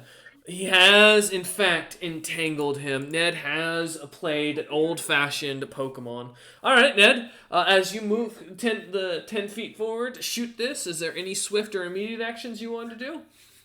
Nope, that is it for now. Perfect, alright. Ice will not move on your turn and will instead just sit there on the ground watching the combat. As they have been slightly empathied. Or rather, wild empathied. All right. The serpent is up. It is entangled. It is pissed and hissing. And it is going to look Ned in the eyes. And Ned, I need a will save. Is it still floating in the sky, or is it plummeting? Nope, it's on the ground, twitching and angrily glaring at you. Yeah, I can't protect you against a gaze attack. Good news is it's not a proper gaze attack. Bad news is Ned did not succeed. Holy shit, you are one off. Damn. Laser vision. Ned, you find yourself mesmerized by the serpent's sway. As the creature kind of sways side to side and looks you dead in the eyes. It is going to use its command serpent effect, which, just double checking what the effect is. Its influence. Oh, okay, it works just like command. It is going to tell Ned to cower.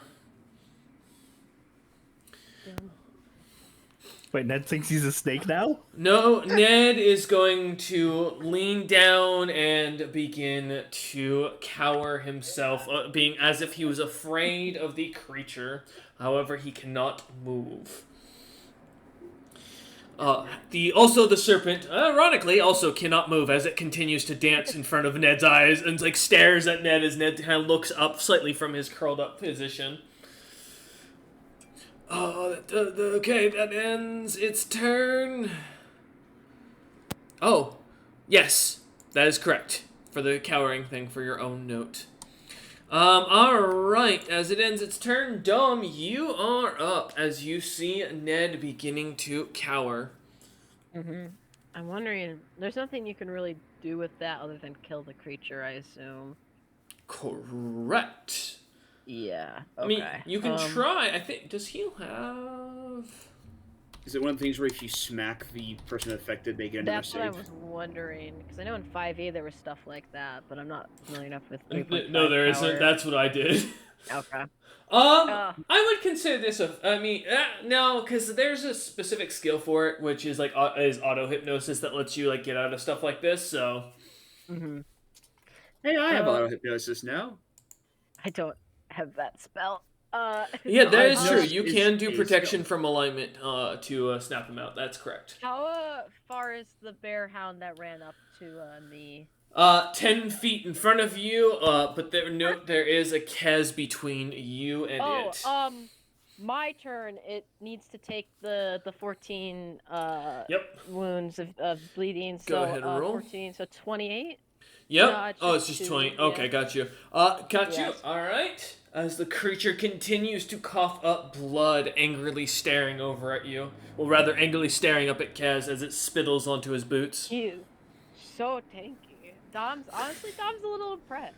But since it's within my reach, well, do I want to just do a regular punch? Let me think about it. Let me ponder on my choices. Let me double check. Yeah, there's no point trying to do any of my fancy stuff. I'll flurry of blows. Try to punch this thing with my gauntlets. So, first flurry of blows will be... Oh my gosh, that's a natural one. You've got to be kidding me.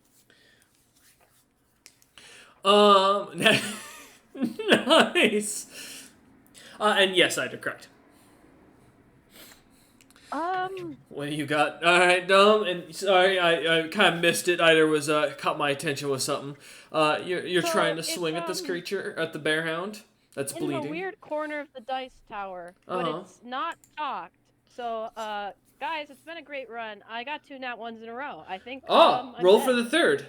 No, because Oh, it's okay. 3. Don't worry. 2, you take Okay. damage. 3 is when you thought I lose a was body part. dead. I'm not using this die. I need to put this die No, down. also I need there's to stop. I don't run permadeath anymore for you guys because of the fact that this is a Okay. newbie campaign. You'll just lose a body part if you get 3 nat 1s in a row. Oh, you mean all the ones I've already changed out for crap? Yeah! Which is gonna really suck. Oh, perfect! Holy Oh my fucking god! shit. Alright! Quitting. There's no Quitting. way! I knew Avray was waiting to lure me in. She set Is this up. Is this the Stupid first like crit Yeah. crit fail? All Yeah, right, first Dom. D. Give me a Okay, which one is it? D4. I have one ungrafted leg and one ungrafted arm, so you know. Take I one of hope those. I don't lose one of the good ones. Hang on, I need to find my special comfort die.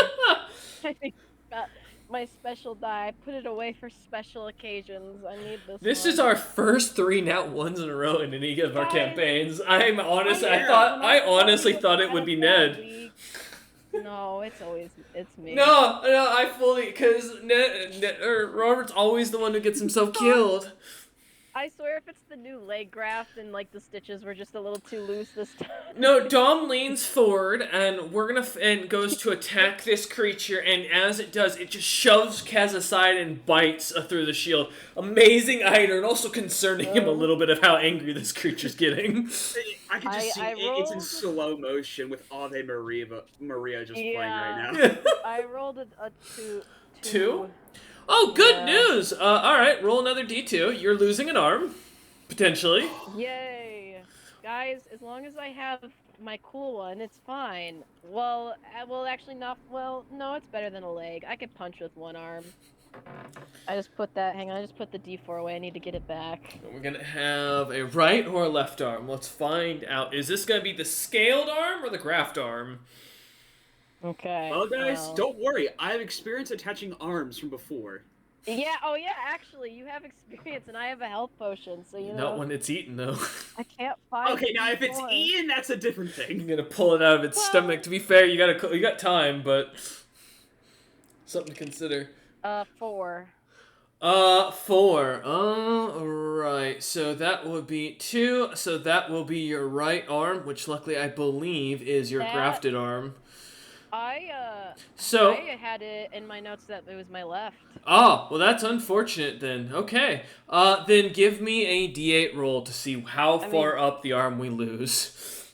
I would say I think Chaston can correct me if he's in chat, but that's what I remember from. This was ages ago though. You're gonna regular be arm. the first monk without or missing an arm. Hey, you're the cool old guy in the bar that's drinking as he Hey, what's tells. up? Do I get a discounted arm graft if I lost it tragically in the war? I mean, Utham I Uh, imagine you can be a bit more hey. impressed.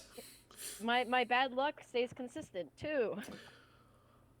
Oh, Dom. You Well, said to lose how much of the arm? That's good. 2 is low. no, That means 2 only a little 2 is bit. high. 1 was right at the shoulder joint. 2 is just slightly No. lower. What the fuck? Dom as at the top of your tricep and bicep, right below the shoulder joint. So you've still got the connecting top portion of your arm bone joint there in the joint socket, but everything below that on the right side is bitten off as Kez sees you lean forward to swing your shards at this creature, getting the thing ready to go. Or no, you were using your claws, weren't you? No, I was Oh. just punching. It was flurry of blows. Oh. So I have a second attack. Going for the as you're getting ready to go for the punch, swinging forward as Kez sees you from the side, sees the punch come, and as the creature looks up, opening its mouth, the wrong time as Eider and Kez watch your hand go past the creature's face as it grips, bites onto your forearm and pulls. As almost immediately the arm tears off and the creature just stares at you as it holds it in its mouth. Kez and Kez and Eider, you just see blood going everywhere as Dom is big. This is a beefy ass arm. The arm is bigger than the creature as this bearhound looks like a dog with a massive stick. That's a little bit more macabre as it kind of leaks out blood as it lands on the ground with a thump. The creature staring as it holds the forearm in its think- mouth. I think Dom just is in shock. Like he's had limbs removed, but like surgically, like under anesthesia. So there's just blood, and and I don't think he even processed it because he's in the middle of a flurry of blows and just instinctively is already swinging the other fist. So I guess I'll roll to see if I lose my other arm. Well, If how you much manage, damage is, how much damage has Dom lost from that? Oh, Yeah, I that see. is a good question, because I do have that still, as we haven't got to that. Dom, what's your hit die? My hit die's a D8. Congratulations, give me 1d80. 1d80. Yep. I We're don't gonna know what see die. how I much don't even shock have a and D80. blood comes out of this. Okay. Roll Whatever, 8d10s. I'm rolling beyond D20. This Well, could do that's 1 point of lot. damage, and you could just be like fully shrugging off with adrenaline going, or it could. No. You lose Can 39 Can points. I retire in the night? As you lose 30 Guys, points of damage, guys, as yeah. Dom goes slightly paler, still dark as I'm not as good. night. As I'm not Dom looks over at Kez, worry in his eyes as suddenly the realization hits. All right, go ahead, Dom, as you continue swinging. I'm definitely missing this next attack, but I'll tell you it anyway. Please don't be 'cause a what, nat it's with one. No, it wasn't a nat 1. It was only just a 5 on the die, so that'll be a nice, pretty 13 to hit. That does not hit. As the creature kind of Um, rigorously smacks you with your own arm. I'm gonna take that. I'm gonna take that little gummy I was given for healing. How much does that do? Oh, awesome! The one I got earlier. I need a from fortitude the save. candy shop. Oh no. You know, I'm surprised you Please. weren't gonna wait for me to at least heal you up a bit. Please. Dumb. Well, this thing goes after me and before you. That's Just fair. throw that out there. Nah, you would have been fine. You got either. Fortitude save. Uh-huh. I keep rolling low on the die. This is great. It's a 13 again. 13. Well, I have good news. You do stay conscious. Yay. Like James, though, you're about to learn why that's not always a good thing. As you begin to feel the most intense pain you have ever felt in your life, as a tentacled arm begins to gush out of your arm and pull out of the flesh altogether as this long string thing expands out and starts wiggling around as it does. It kind of comes out to the full length of your arm in size, and then you feel a slight burning sensation as it falls off, cutting itself off at the joint where your natural body ends, as you look on seeing the wound sealed, and you gain back 15 HP. Oh, so do I have a tentacle arm now? Or did Nope, it fell Okay. off right afterwards after sealing the wound on your Damn, arm. that was almost sick. could have made that work for a while. Okay, 15. I'm going to make note of that because that is very important to my survival in this moment. Thank you, Zebril, or what was his name? Durak? Thank you, Durak. Durask. Durask. Fuck. It's the blood loss. You hear Eider kind of shout at you over the combat to take a 5-step back and a step away from the creature. I 10 feet away, to be fair. It's true. But are you gonna 15. keep? Yeah, or are you gonna keep swinging? Well, my question is, because I just used like an item interaction to take that. Do I still, because I haven't moved yet? That would be do I considered a still have swift a second action attack? for the food. So yes, so you I would. could still attack again. Correct. Okay. Well, I think because it's so close to death's door, I need to kill it off before it kills me off. So I am going to. And watches in I'm fear going- as Dom continues the fight. No, yeah, Dom's in fight or flight mode. Like, fully he's in fight or flight mode, and Gotcha. I'm fighting. So, I'm gonna do another flurry of blows because I might as well. So, Dom kind of adjusts his position with his imbalanced body and just aims like a nasty, nasty uppercut to this creature's face. Fair. That Let's see. is a 23 to hit. first one. That hits. Yes.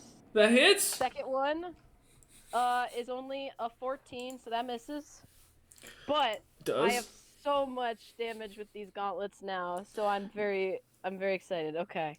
Well, remember, Okay. it's depending on what type of damage you're using between them, Well, because each of them have I'm different using effects. I'm gonna be using evil Okay. damage So on you these, gotta do- and then Oh, piercing gods. slashing. Oh, so you're gonna deliver add them. all those together. All right. I got the claws out. I was ready. The one claw, because the other claw is currently in the mouth of the creature as it's like swinging at you. Oh, I'm getting that other gauntlet back. Don't you worry. If I have to wrestle it in while it's alive, I'm getting it back. So that'll be. Oh, I forgot. I also had the old wisdom modifier one from when it was first made. So that's that, and then I have the bronze, which is 1d8 plus my dex, and then I believe the deep crystal is also the same. Okay, and then it wasn't a crit, so that part doesn't matter. Yeah, so evil, slashing. Yeah, so this should be the total for the hit. Oh, that does overcome my DR a little bit. Yeah, nasty uppercut. As Dom angrily kind of goes in, swinging with the right arm, realizing there's nothing there, comes back with the left arm and does an uppercut straight into the creature's jaw, pinning its mouth against the bitten arm. As it swings up, the creature kind of standing on its back legs as it looks over Kez's head, arm still in its mouth as it comes back down, heavily slamming to the ground.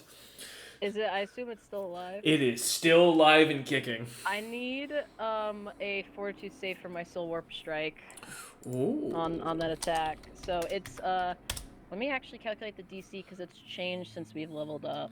11. Oh, it's a DC 15. Okay, well that's a fail. Let's So the creature on a fail is nauseated for 1 round. God damn it. Yeah, Between it's the been a entangled while bullshit. since I used that. God.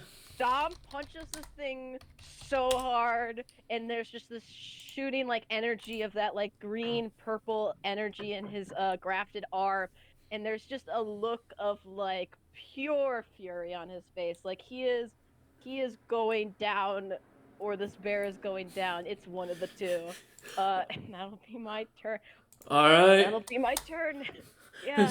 Dom looks at their arm, hopeful, preparing for the worst though. Eider, you are up. Yep. It's unfortunately time to break the shield because, I mean, there's no reason why the shield would stay in place for the people that have already attacked. Like, Yep, that yep. would be weird. So it's And down most of the- obviously that seemed to be the effect with Dom, as you just saw Dom's arm get torn off. Yeah, I didn't think for a moment like it would just like reinstate itself because that would be fucking wild. Yeah, I like look at Dom like deep concern. Look at the rest of people. Take like a 5-foot step forward towards the bearhound that bit Dom and seems to, it's like relatively right in front of it. Yeah. And I'm gonna do a little melee touch attack real fast. Oh wait, shit! I forgot to do my knowledge devotion real fast. Sorry, give me just a moment. Real fast. Yeah. Well, you did, Kez, you did just watch your friend, get their arm torn off. You gotta let Eider have the second. I mean, it's happened to Ned before. Ned. It's not something I can't handle. That's not. Last time Ned nearly chopped his own arm off because rather than trust your healing. Not Remember that? nearly did. It's true. Ned wasn't sentenced to die from the dice gods, okay? This is very traumatic for me. Right. That does hit. That's funny. I think that hits a normal attack. Yeah. Yeah, you hit my AC, my flat-footed, my touch, everything. All right. Well, this is gonna be interesting. You're damn right. I'm about to. This bearhound's about ready to roll over here. Oh! It takes 52 points of force damage, and I need it to roll a bull rush.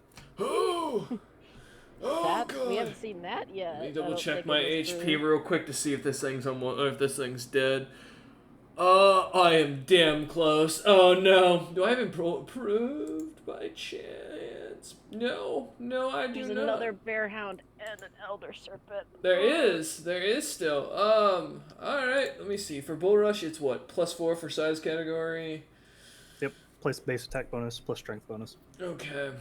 As I know, this thing is bigger than you. Alright. plus strength. Oh my god. What's it? 27.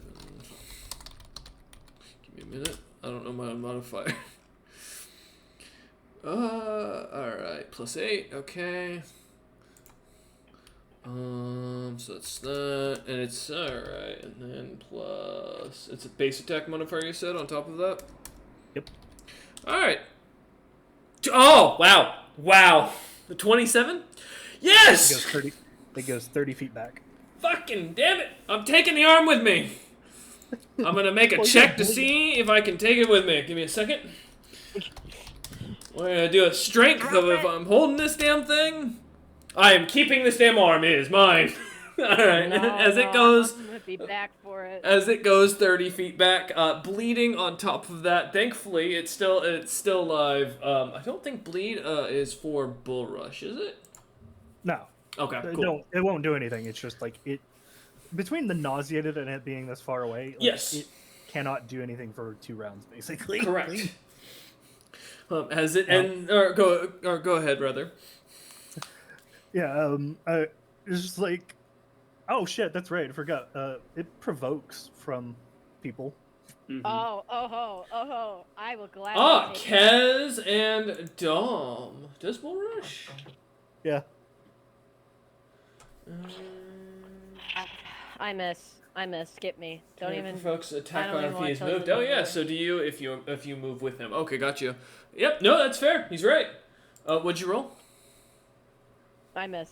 No, what'd you roll, Just Dom? trust me. No. What I was rolled it? a 2 on the die plus an 8. So Ah, there's yes. No way. Unfortunate. Yeah, Kez, what do you got? 23. That just barely hits. Let's see what you got.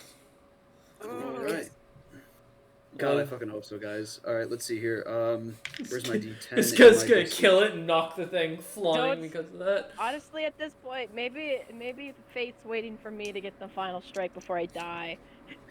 This thing Maybe. is tanking. It is. So crazy.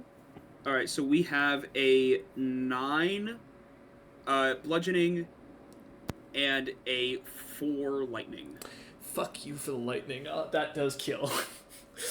As Kez's hammer catches the creature as it's shoved away, smacking it in the mouth as he does, the bludgeoning seemingly dampened as it hits the side of its mouth, and the fur seemingly taking the hit without an issue. But as the charge bolts the creature, you see as it shakes and blackens as it goes flying 30 feet, smacking into a tree with the arm still in its mouth as it locks its jaw, clamping down hard. However, the creature is dead. You know, the benefit is that the arm hasn't been poisoned, so I don't have to like wait a long time and like cure it for poison. I can just slap this bad boy on you, stitch it up, do some know- healing magic. What Do really it. sucks about these creatures, Huh. they do have poison. Are you fucking kidding me? Poison. All right, well, Poison me. You have to consciously use poison as a creature. Well, no, poison, maybe not. It's If it's venomous. but as Eider shoots him forward, Kez getting that hit. Eider, is there anything else you'd like to do? Let's see. Ned is on the other side. Yep. Well, he's behind you, yeah. About because you took a 5-foot step forward, so he'd be 10 feet behind you. Okay, cool. I try and motion to Kez with a look or point to the other bear hound who's try and create a wall that way you can't just go right to Dom.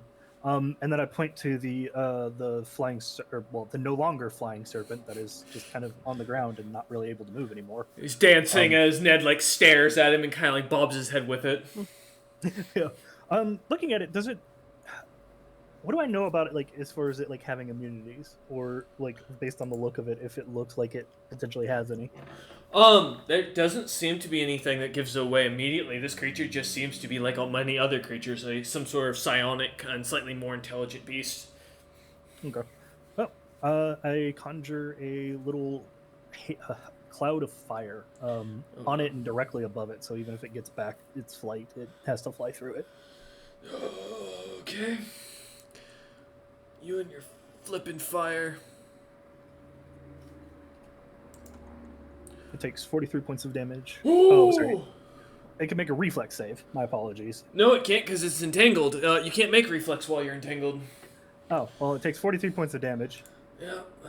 because at least not if I remember correctly. Let me double check my notes. Yeah, Yeah, theoretically you can. oh no, you get a -4. What's my dex? Oh. What? Is it You know what? doable? I might be able to do the save here. You know what? The arms of the serpent. Nope. No. I tried. Alright. Yeah, it's not moving at all. So, go ahead for, that's 43 points of fire damage. Yep. Unfortunately, that's going to cook quite quickly. Jizzy, it's time to cook. As the serpent begins to burn, and it needs to make a concentration check. Well, it continues to lock eyes with... actually, no, my apologies. This effect gives Ned a chance to save. Ned, go ahead and give me a will save. The cloud lasts 6 turns. Thank you. So we're entangled for 4 more, and I'm now on fire for 6. Okay, fantastic. Alright. Hold on the phone. Sorry, nope. As the creature screams, it seems as Ned seems to scream in response, but his eyes never leaving the creature's own gaze. As it starts to cook, it does smell like burning meat in the background. That's not too unpleasant. But Eider, I believe that's 2 actions, and that ends your turn. Yep, that's everything. All right.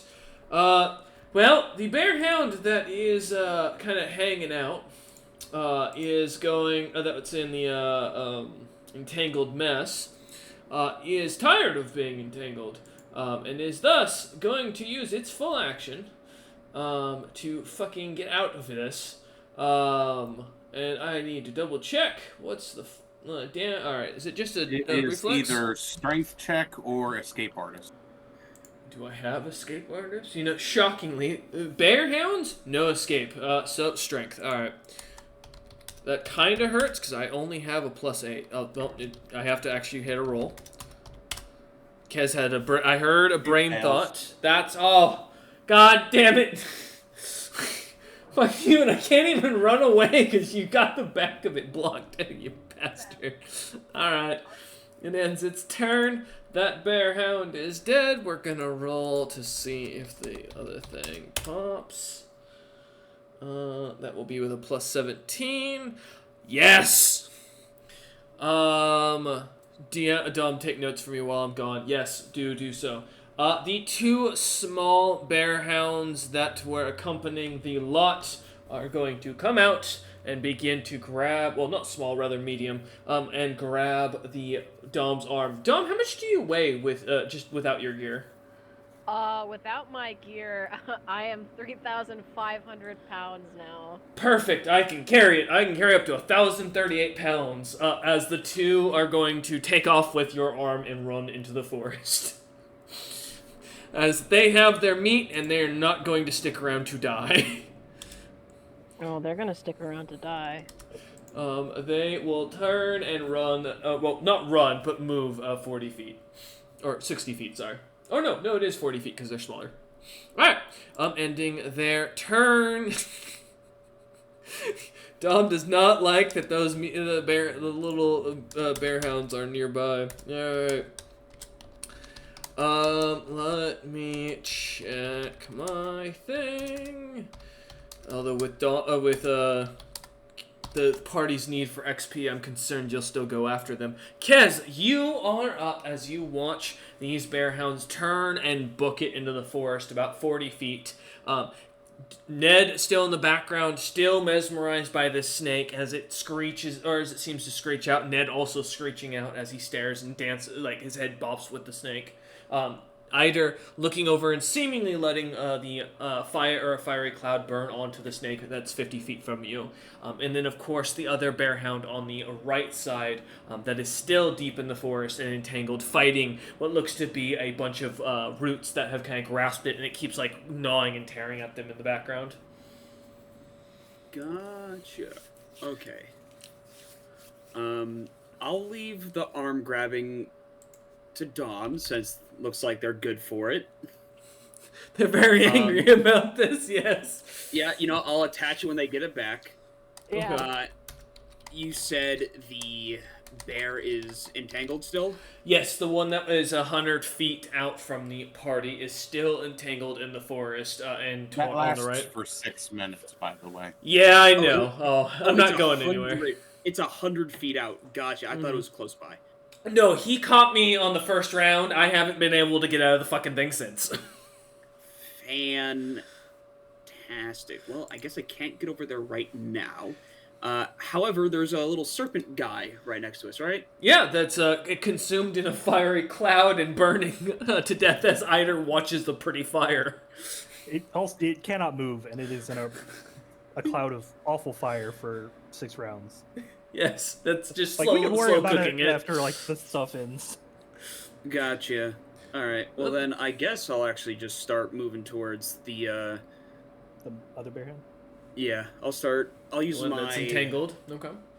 Yeah, I'll use my full action to go because That'll run. Yeah, it'll give you 4 times your base movement speed. So what's your base movement?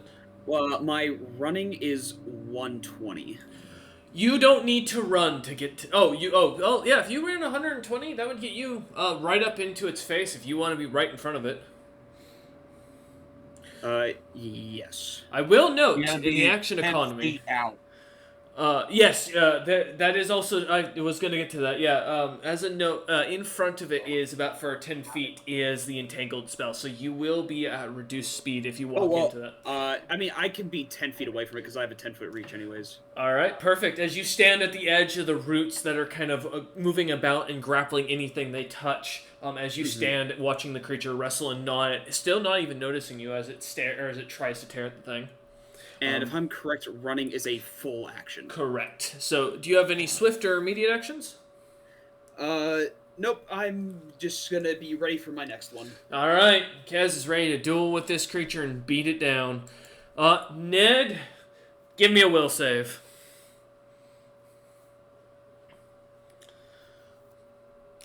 Come on, buddy. I know you can. Holy, there you go, Ned. As you finally break the save of the creature's mesmerizing eyes, kind of blinking a few times as you do, you find your mind coming back to you as you look on to see this snake being cooked alive in a fiery cloud. No, is that like a full round action? Or can I No, move? you can move after you succeed.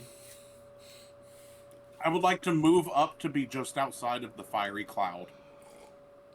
Alright, yeah, as you get within 5 feet of the creature, looking down on it, it's cooking, fully, as it's incinerating slowly. The smell of cooking meat kind of wafting up to your nose as you look down at the creature. I don't think I can do this as a swift, but let me just see. Yeah, it's gonna, thumb it with his toe or something. Oh, you know what? I would have to wait to do that anyway. Alright. That is my turn. Alright. Ice is still empathied and will still sit here for the remaining until the other bearhound is taken down. And otherwise it will hang out. As we go back up to the top of the initiative. Yes, you are all immune to fire. Note that. The continued of the serpent who is entangled and cooking. So is that fire damage at the beginning of your turn, or is it at the beginning of its turn, either? Beginning of it. Okay, if you want to roll that, or do I need to make a save? Both. Once again, Because okay. it's safe for half, but Oh, that's nice. Let me find my thing. So it was what's the save again? Remind me. reflex. Reflex, yes, but I have a -4 on the creature. What is my modifier? Oh, yes, plus, okay. I believe it's this. Yes. Fail. Fuck you. Alright. God damn it. Alright, go ahead and roll your fire damage. Let's see what you got. Oh, is that the 39? 39? You don't have to roll ahead of me, god damn it. Well, I do, because that's the damage you have to have, depending on what you All right, as the creature burns and boils inside the fire, screeching as it does, continuing to cook, it is going to try to break its entanglement as it is still alive, but beginning to, well, I would say cough up blood, but more as it's cooking alive. There's not much to cough up. As the smell of meat continues to entangle in your nose. Let me see. Coughing up chunks of coagulated blood, like cooked little chunks of blood. Yep. Oh, it's it's like blood pudding. Ned does a 20 save from your entangle. Oh no, you use the ectoplasm. Yeah, There is no saving. Fuck. No, god damn it. Well, as it struggles to no avail, as the DM just rolls because he likes rolling dice, it ends its turn because I can't do anything else. Staring menacingly at it, enjoying this all too much. Yeah, it's like I can't do anything else as the creature cooks alive, as Ned looks on with a smile on his face. Dom, you are up. What would you like to do? Dom looks over at Eider and the two meet eyes and share a nod, and I am going to actually hold my turn to go after Eider and watch the two medium bear hounds pound off in the forest. Alright. Is this, alright, I'll keep that in note, so that'll put you after Eider going forward. Keep that in mind. Alright, then. Yep. Eider, you are up. So first let's roll this real fast because I'm pulling my dial. Oh no. So it's out for the fucking fight. Yep. But I've got 5 spell levels back, which is more than enough. I Extra Christmas. I activate my boots basically, and lift off the ground like fly. How far ahead of us are the medium bear hounds? 70 feet away from where Dom is standing, so it'd be 75. Or well, no, you walked up right next to within striking distance of the stake, so that would put you at 80 feet from the creature, or from the two medium bear hounds. Okay, that's fine. Yeah, I can get. I'll get 30 feet closer. Why not? Okay. I'll overdo it. And then I let out a line attack, and I need them both to make a will save. Oh no. Oh, my will hasn't changed for size and age. That's nice. I have a bad feeling I need to crit on this to succeed, and I did not get that. I got a nat 1. In fact, that's a 6 and a 21. So they're paralyzed, which means they immediately drop the arm. Oh, you bastard. All right, I accept. Do I have immunity to paralysis? No, sadly I do not. All right. Yeah. So that's my turn. Just like, Dom, arm. All right, as Dom is up. Dom standing there, one arm still bleeding, the Nope. other, or I imagine at least visually still bleeding. His wings open up and he shoots off. I actually have a 100 foot flying speed now, so I'm going to. You said it was like 75 feet. Over, grab the arm, and move. What was it? I would have like 25 feet back. Correct. I'm going to turn to them, holding the arm by the gauntlet. I'll say in my mouth so I can use my free arm. So as you take it from their mouth and put it in your mouth to really flex on them as you glare at them. I'm debating which ability I want to use right now. Give me an intimidation check real quick, Dom. Yeah. I growl at them. Fuck you. Dom, put the fucking gauntlet, or sorry, put your arm in your gauntlet. So help me God. That is, well, yeah, I'm gonna do that. I'm doing something else real quick. Come on, Dad, I'm being cool. Honestly, that intimidate is a 26. Okay. Yeah. Well, Kaz, what were you gonna say? Yeah, honestly, the holding your own like arm thing really does give me the "I'm Mrs. Nesbit" kind of vibe for like Toy Story. Yeah. Buzz just gets missing his arm. If we put an apron on Dom and a silly hat and make him drink tea all day, I imagine he'd go nuts as well. Hey Dom, can I get a hand? Oh God. my As God. Kez thinks of this joke, staring down the other bare hand and grins to himself mischievously. Dom, as you look on at the creatures, glaring at and growling as you do, the two seem to whimper and slightly cower beneath you as they seem to be intimidated looking up at you. Well, I realized flavor-wise I can't do the thing I wanted to do, so I have it in my mouth so I can lift it up. Well, actually, no, so I can pull out with my other hand my bag of preservation I picked up, and I drop my limb into the bag of preservation so it will not rot. Tie that back to my belt, and Dom's like taking his time as he's staring these creatures down. And then I'm going to, with my mouth, pull back the sling while I hold it with my good arm, and I'm gonna fire a splinter shard at them. They're just, they're both there. So I'm gonna aim 5 feet behind them, so the shards won't reach me because it's a 30-foot reach. Okay. And I will, get both of them. All right, let me make 2 reflex saves real quick. You're paralyzed. Fuck you. You're right. That one you can't actually make a save. Yeah. So that's 26 to hit. Well, you hit the ground. That's Oh, yeah, I definitely hit the yeah. And you definitely hit what you're aiming for. I can't make a reflex save, so roll damage. That is 17 shards. Oh shit. no. My comeback is here. You know, when I made the joke earlier, Eider, I didn't mean to use these as the copper opossums, goddammit. Holy Oh, shit, is that I'm each? having my main character moment. Is this split? This is all of them. 17 Alright. D8 all rolled together. Yeah, no way. Are I don't you have a aiming sling all that these at powerful. one of them, or are you splitting The this? one that had its arm, my arm in its mouth. I'm aiming at that one, and I'm looking directly at the other one as I do so. All right, as you leave the poor creature below 10 HP, as shards explode into its back, lodging them inside, blood squirting out as it does. The shards then disappearing and reappearing back into your sling as you stared at the creature coughing up blood as the other one looks up at you, looks at its friend, looks back at you in concern, its eyes kind of dotting from side to side.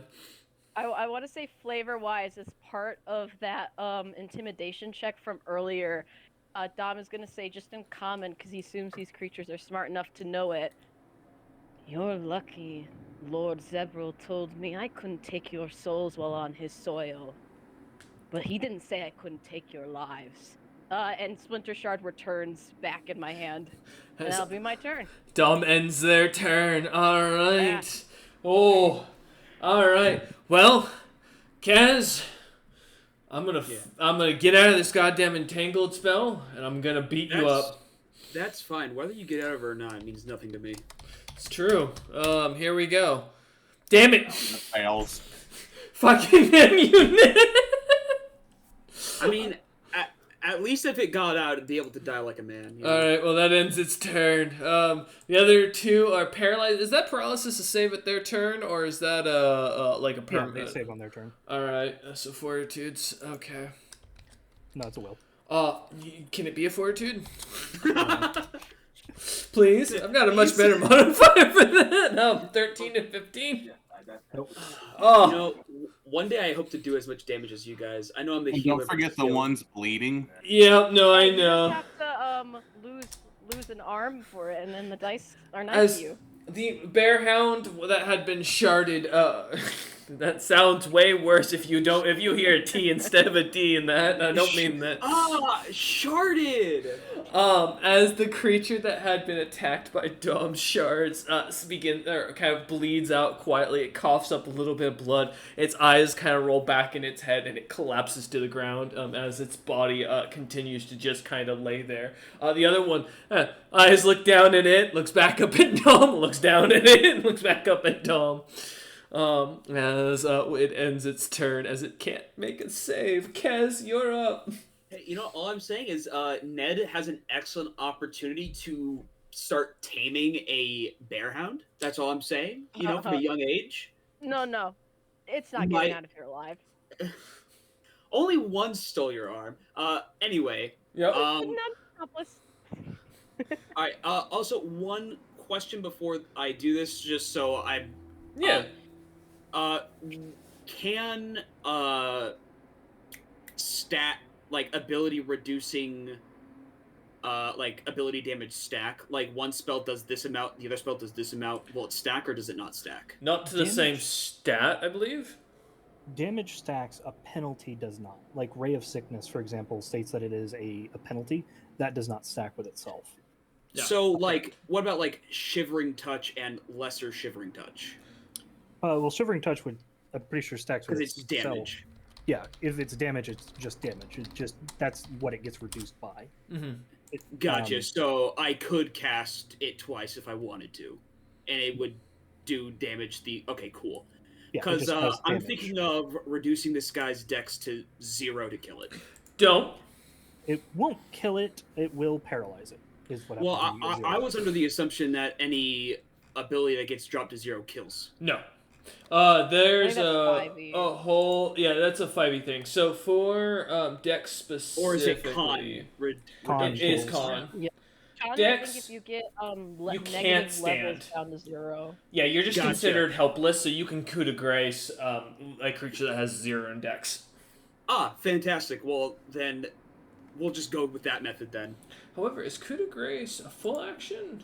It is. It is. So I mean, So you have to do it next turn. That's the idea. Yeah, that'll be fine. All right. So Shivering Touch is a melee touch attack. Oh, good. Oh, good. Yeah, go ahead. Uh-huh. Oh, shit. This is my best AC. Let's go with a. I saw a 23. The one that's entangled like 100 feet away from the party. A 23. You know, shockingly, my touch AC is not that high. Great. All right. How much dex does this thing have, anyways? More than you can reduce, hopefully. It's as much Yes, as you sir. need to worry about it. All right. I guess we will start with 3d6 points of dex damage. Ooh, shit. Okay. Yeah. So that is. We are going to begin with 14 dex damage. Does Entangled reduce your dex by chance? I don't believe does. so. Oh, does it? Oh, that's crazy. It's not damage. It's a penalty, but Well, it will work. So will- I'm at 0 dex. Great. So, and this Shivering Touch does last for 6 rounds. I will say, disregarding penalty, I'm at 1 dex. So I am still capable of moving. So I have a question. What happens? Can dex go negative? No. No. You just go to 0, Aw. and that's it. It caps at that. So. All right. Well, hey guys, don't worry. Next turn, I can coup de grace this guy. Wait, is that both of your? That's. No, I've only used 1, but I've got no reason to smack it if I'm just gonna coup it next turn. You don't want to cast the spell again? It doesn't have 0 dex right now because What? the penalty Oh, doesn't. so No, oh, it I has can't- 1 dex because of the penalty. Yeah. Yeah, the penalty is what's getting it to the 0. So even if so the penalty doesn't count towards it having 0 when it comes to coup de grace. Correct. Minimum's 1 from penalties. So You it don't means need that normal. if you do a drain effect, or if you do damage effect down to 0, and there's a penalty that would normally leave it at 1, the penalty is basically canceled out because of the fact. So because it can't affect something to down below 0, so it basically automatically puts it to 1. And the only penalty in this situation is 1 because my dex is 15. Sick. Okay, so I just have to hit it again so I can coup de grace next turn. Yes, correct. Yeah. All right, so this time I'll use a lesser Shivering Touch. So I'm not using another 3rd level spell. Oh, huh? Is this another touch attack, or do I get a Oh, save? absolutely. Oh, fuck you. It's another touch attack, of course. Bastard! Let me touch you back. Why can't I hit you? Whoa! Come on now. Uma. I have enchanted weapons for you. Come here. Don't worry. So that is a 19 touch attack. Oh, fuck you. That hits. All right. Well, I mean, I guess it doesn't really matter how much I roll for it because it's at least going to do 1 damage. We're going to see. All right, 4 dex damage. I mean, it's only going to be done 1, but Yep. Now so it yeah. is 0. The cold touch of death has reached this bear. Uh, After it watched what happened to its friends. as the bear begins to freeze solid, as Kaz just leans forward and kind of like smacks the bear in the face once, smacks it again, as the thing from the palms and then the cheeks of the bear, the ice kind of expands, freezing it solid in this coat of ice, as its fur, quite thick, seems to be damp with sweat that freezes. No. I ain't hitting it. I'm not hitting the bear. I'm caressing its face as I'm doing it. It is a Who melee molested the bear? touch.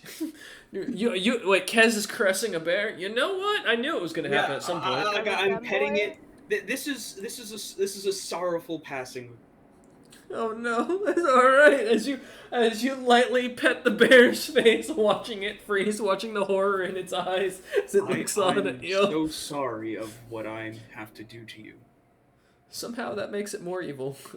Ned, Yeah. as we jump over to you, as we contemplate Kez's alignment in the background. It's still got, including this turn, 4 turns of the ecto entanglement, right? 3 rounds. 3? Okay.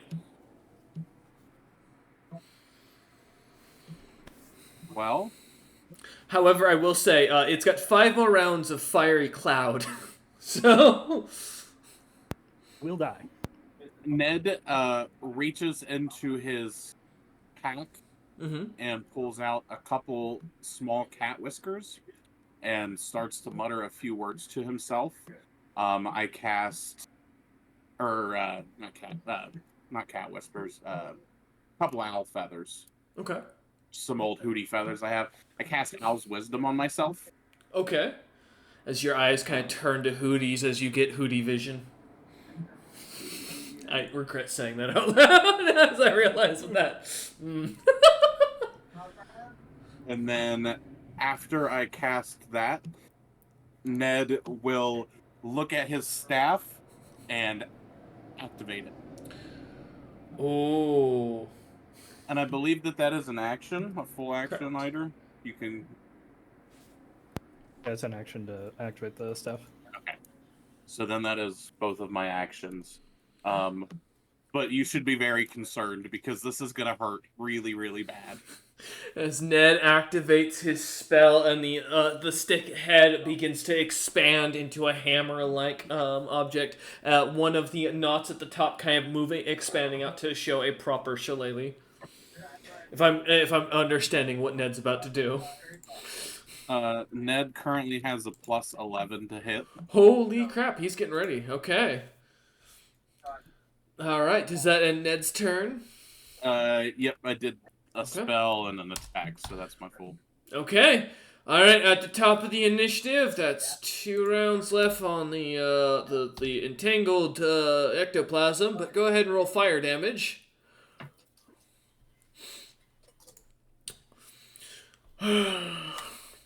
As the snake cooks to death, its skin charring, the meat inside becoming succulent, the organs themselves boiling in a stew of whatever the creature had eaten, and unfortunately, the elder winged serpent finds itself cooked to perfection. No, the poison Like- sacks. I yell at Ned, bring it on the fire! I can't cancel it! As it ends its turn, and the next turn, its body will begin to degrade by its constitution while it's in the fire. If you outbeat my HP pool by another round, it will completely char away. Or rather, if you bleed my HP pool with the fire damage going forward. Alright, as the creature cooks, though, and kind of finds itself wiggling and then stopping wiggling as the body kind of centers itself, kind of stiffening as it does, and the sounds of popping and the smell of cooking meat getting heavier and stronger. Eider, you're up. What would you like to do? Oh shit, it did get a save. I don't know No, if it mattered. reflex save? No, I couldn't make it. Oh, My you dex just is said too it. low. Fair enough. And also, with Uh, half damage, you still kill me, so... Fair enough. Yeah, I can't. That's the downside to the cloud. I can't stop it once it's going. So it's just there. So highly encourage everybody to pull that out if and they can. So yeah. Well, got the young bear Bearhound. hound. How far is Dom away from it? Dom is standing right in front of it because he did not decide to walk away, or rather I'm, fly like- away. 25 feet away, yeah. Gotcha. I was contemplating doing something cheeky. I think I might. I'm gonna do something cheeky. Hey Dom. What? Does that hit your touch AC by chance? My touch AC? Actually, will you be willing to let me hit you? I was gonna say it's the same number, but yeah, I mean if you're coming up and you're patting Dom on the thigh, he's not gonna really notice. I'm kind of in a vengeance fueled rage right now. Staring down the poor Bearhound. Yeah. All right. Yeah, if they're willing, then that means that it auto hits. So. All right. All right. So this is where things get kind of amusing. So you would take 41 fire damage. Thankfully, you're immune. However, Yep. if you're not resisting, what is your size category is +8. What's your strength modifier? My strength modifier is a 0. I got bad strength still, guys. Gotcha. What is your base attack bonus? Oh, my base attack bonus is 4. Cool. So minus 12. You would go 30 feet forward towards the bear hound. Okay. So you are in range to coup de grace it at the start of your turn. Oh, that's so cheeky. I didn't realize what you were doing here. I was like, okay. Eider sees experience Just points letting you in burn his me. mind, and he refuses to let them walk away. As you are pushed, Dom, by a fiery explosion about 30 feet from where you were standing back in front of the creatures as Eider ends, I assume, his turn. Yep. All right. Dom, as you now stand in front of the creature, in front of the medium bearhound, as it looks up, still paralyzed, what would you like to do? Hang on, I'm looking at the coup de grace description again. Roll your crit damage. Okay, I roll my crit damage, and then it is a melee weapon, so I would just use my fist. If Use he your claws. survives, he then makes the fortitude save. Okay, yeah. So let me just... Okay, I'm gonna type this on the digital die, because I'm not rolling all this. Are you sure? You rolled your third nat 1 on Wait, the digital didn't die. didn't the new upgrade mean my gauntlets do ×3 crit now? Yes. Correct. Okay, so I'm just gonna roll the normal damage and we'll multiply it by 3. Because so does Kez's, which actually scares me a little bit as I just remembered that they Yeah. can actually kill me in one hit. Oh, shit. 4 Yeah. times! Oh, yeah, that's right. Yeah, I was going to say. It's a warhammer. It's 4 times, it's not 3. Man's got more crit than he needs. I am Okay, so the I have anvil on which war is some forged! rods.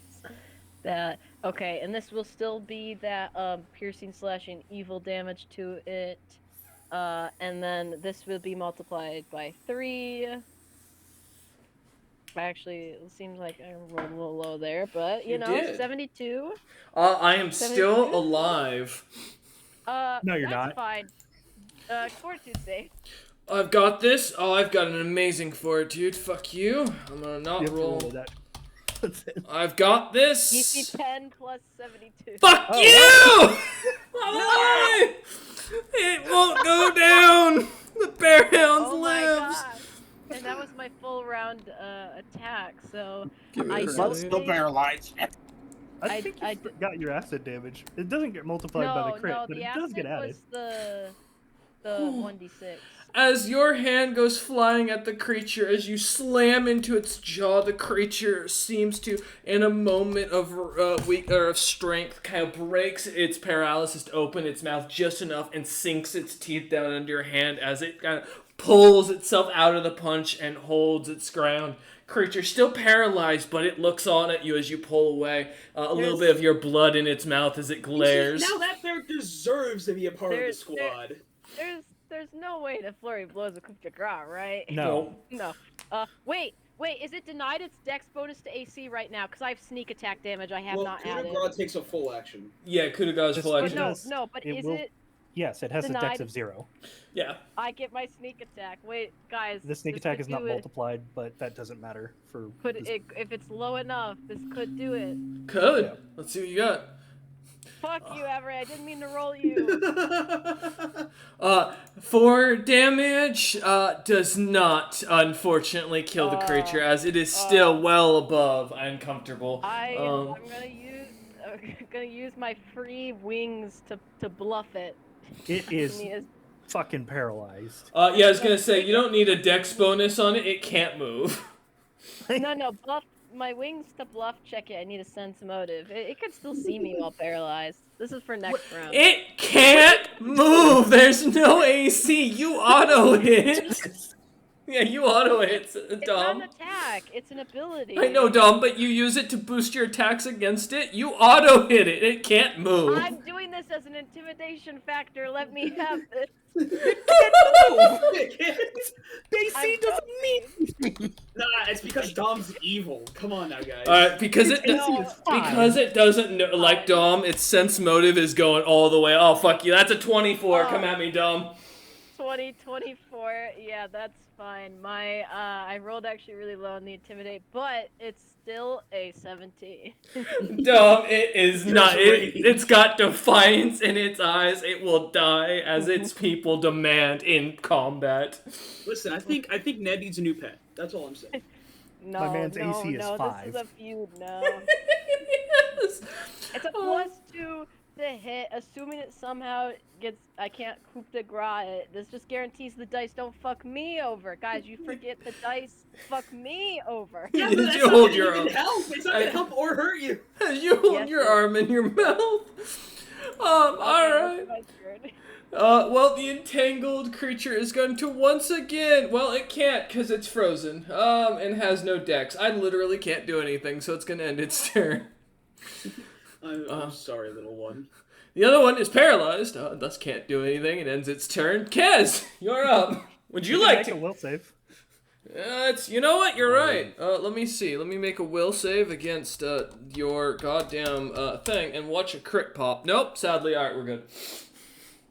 Almost, You Eider. got One the other day. crit. All right. It was close. So, coup de grace is crit. Correct. Yeah. You roll as if an auto crit, and if it overcomes HP, nothing happens. If the creature lives, it rolls a fortitude save, which is half of whatever your damage is, I believe. No, it's damage plus 10. Plus 10. There you go. Mhm. So, which means most of the Oh, time that creatures are nat gonna have to 20 crit. was so crazy. Yep. Yeah, it has to crit to survive. Like with a times 4 crit multi. Mm-hmm. So, what would you like to do? All right. Well, I'm definitely gonna smack it. All with my right. hammer. All right. We're gonna make this quick. Will we? It's gonna look My on God, at I you with fucking hope defiance in its eyes. Is it still at Don't full? roll It's for a nat one. undamaged. There Don't do is it. a bunch of sorrow in my eye. I was thinking about just rolling 1d10 and then just quadding it, but I think I'm just gonna roll 4. Just Go for it. all right. Let's see. Yes, he does math. Yeah, I'm not good at that. Oh, And then immediate Kez, regret. That's why I did digital die. All right, so that's 31 bludgeoning, and as for the lightning damage, The lightning damage doesn't get multied on a crit. oh, unfortunately. that doesn't get multied. no. Yeah, because it's a specific weapon quality that you need to do for the crit or that one. But you Uh, still add it onto your base, because it's still base damage. All right. So okay.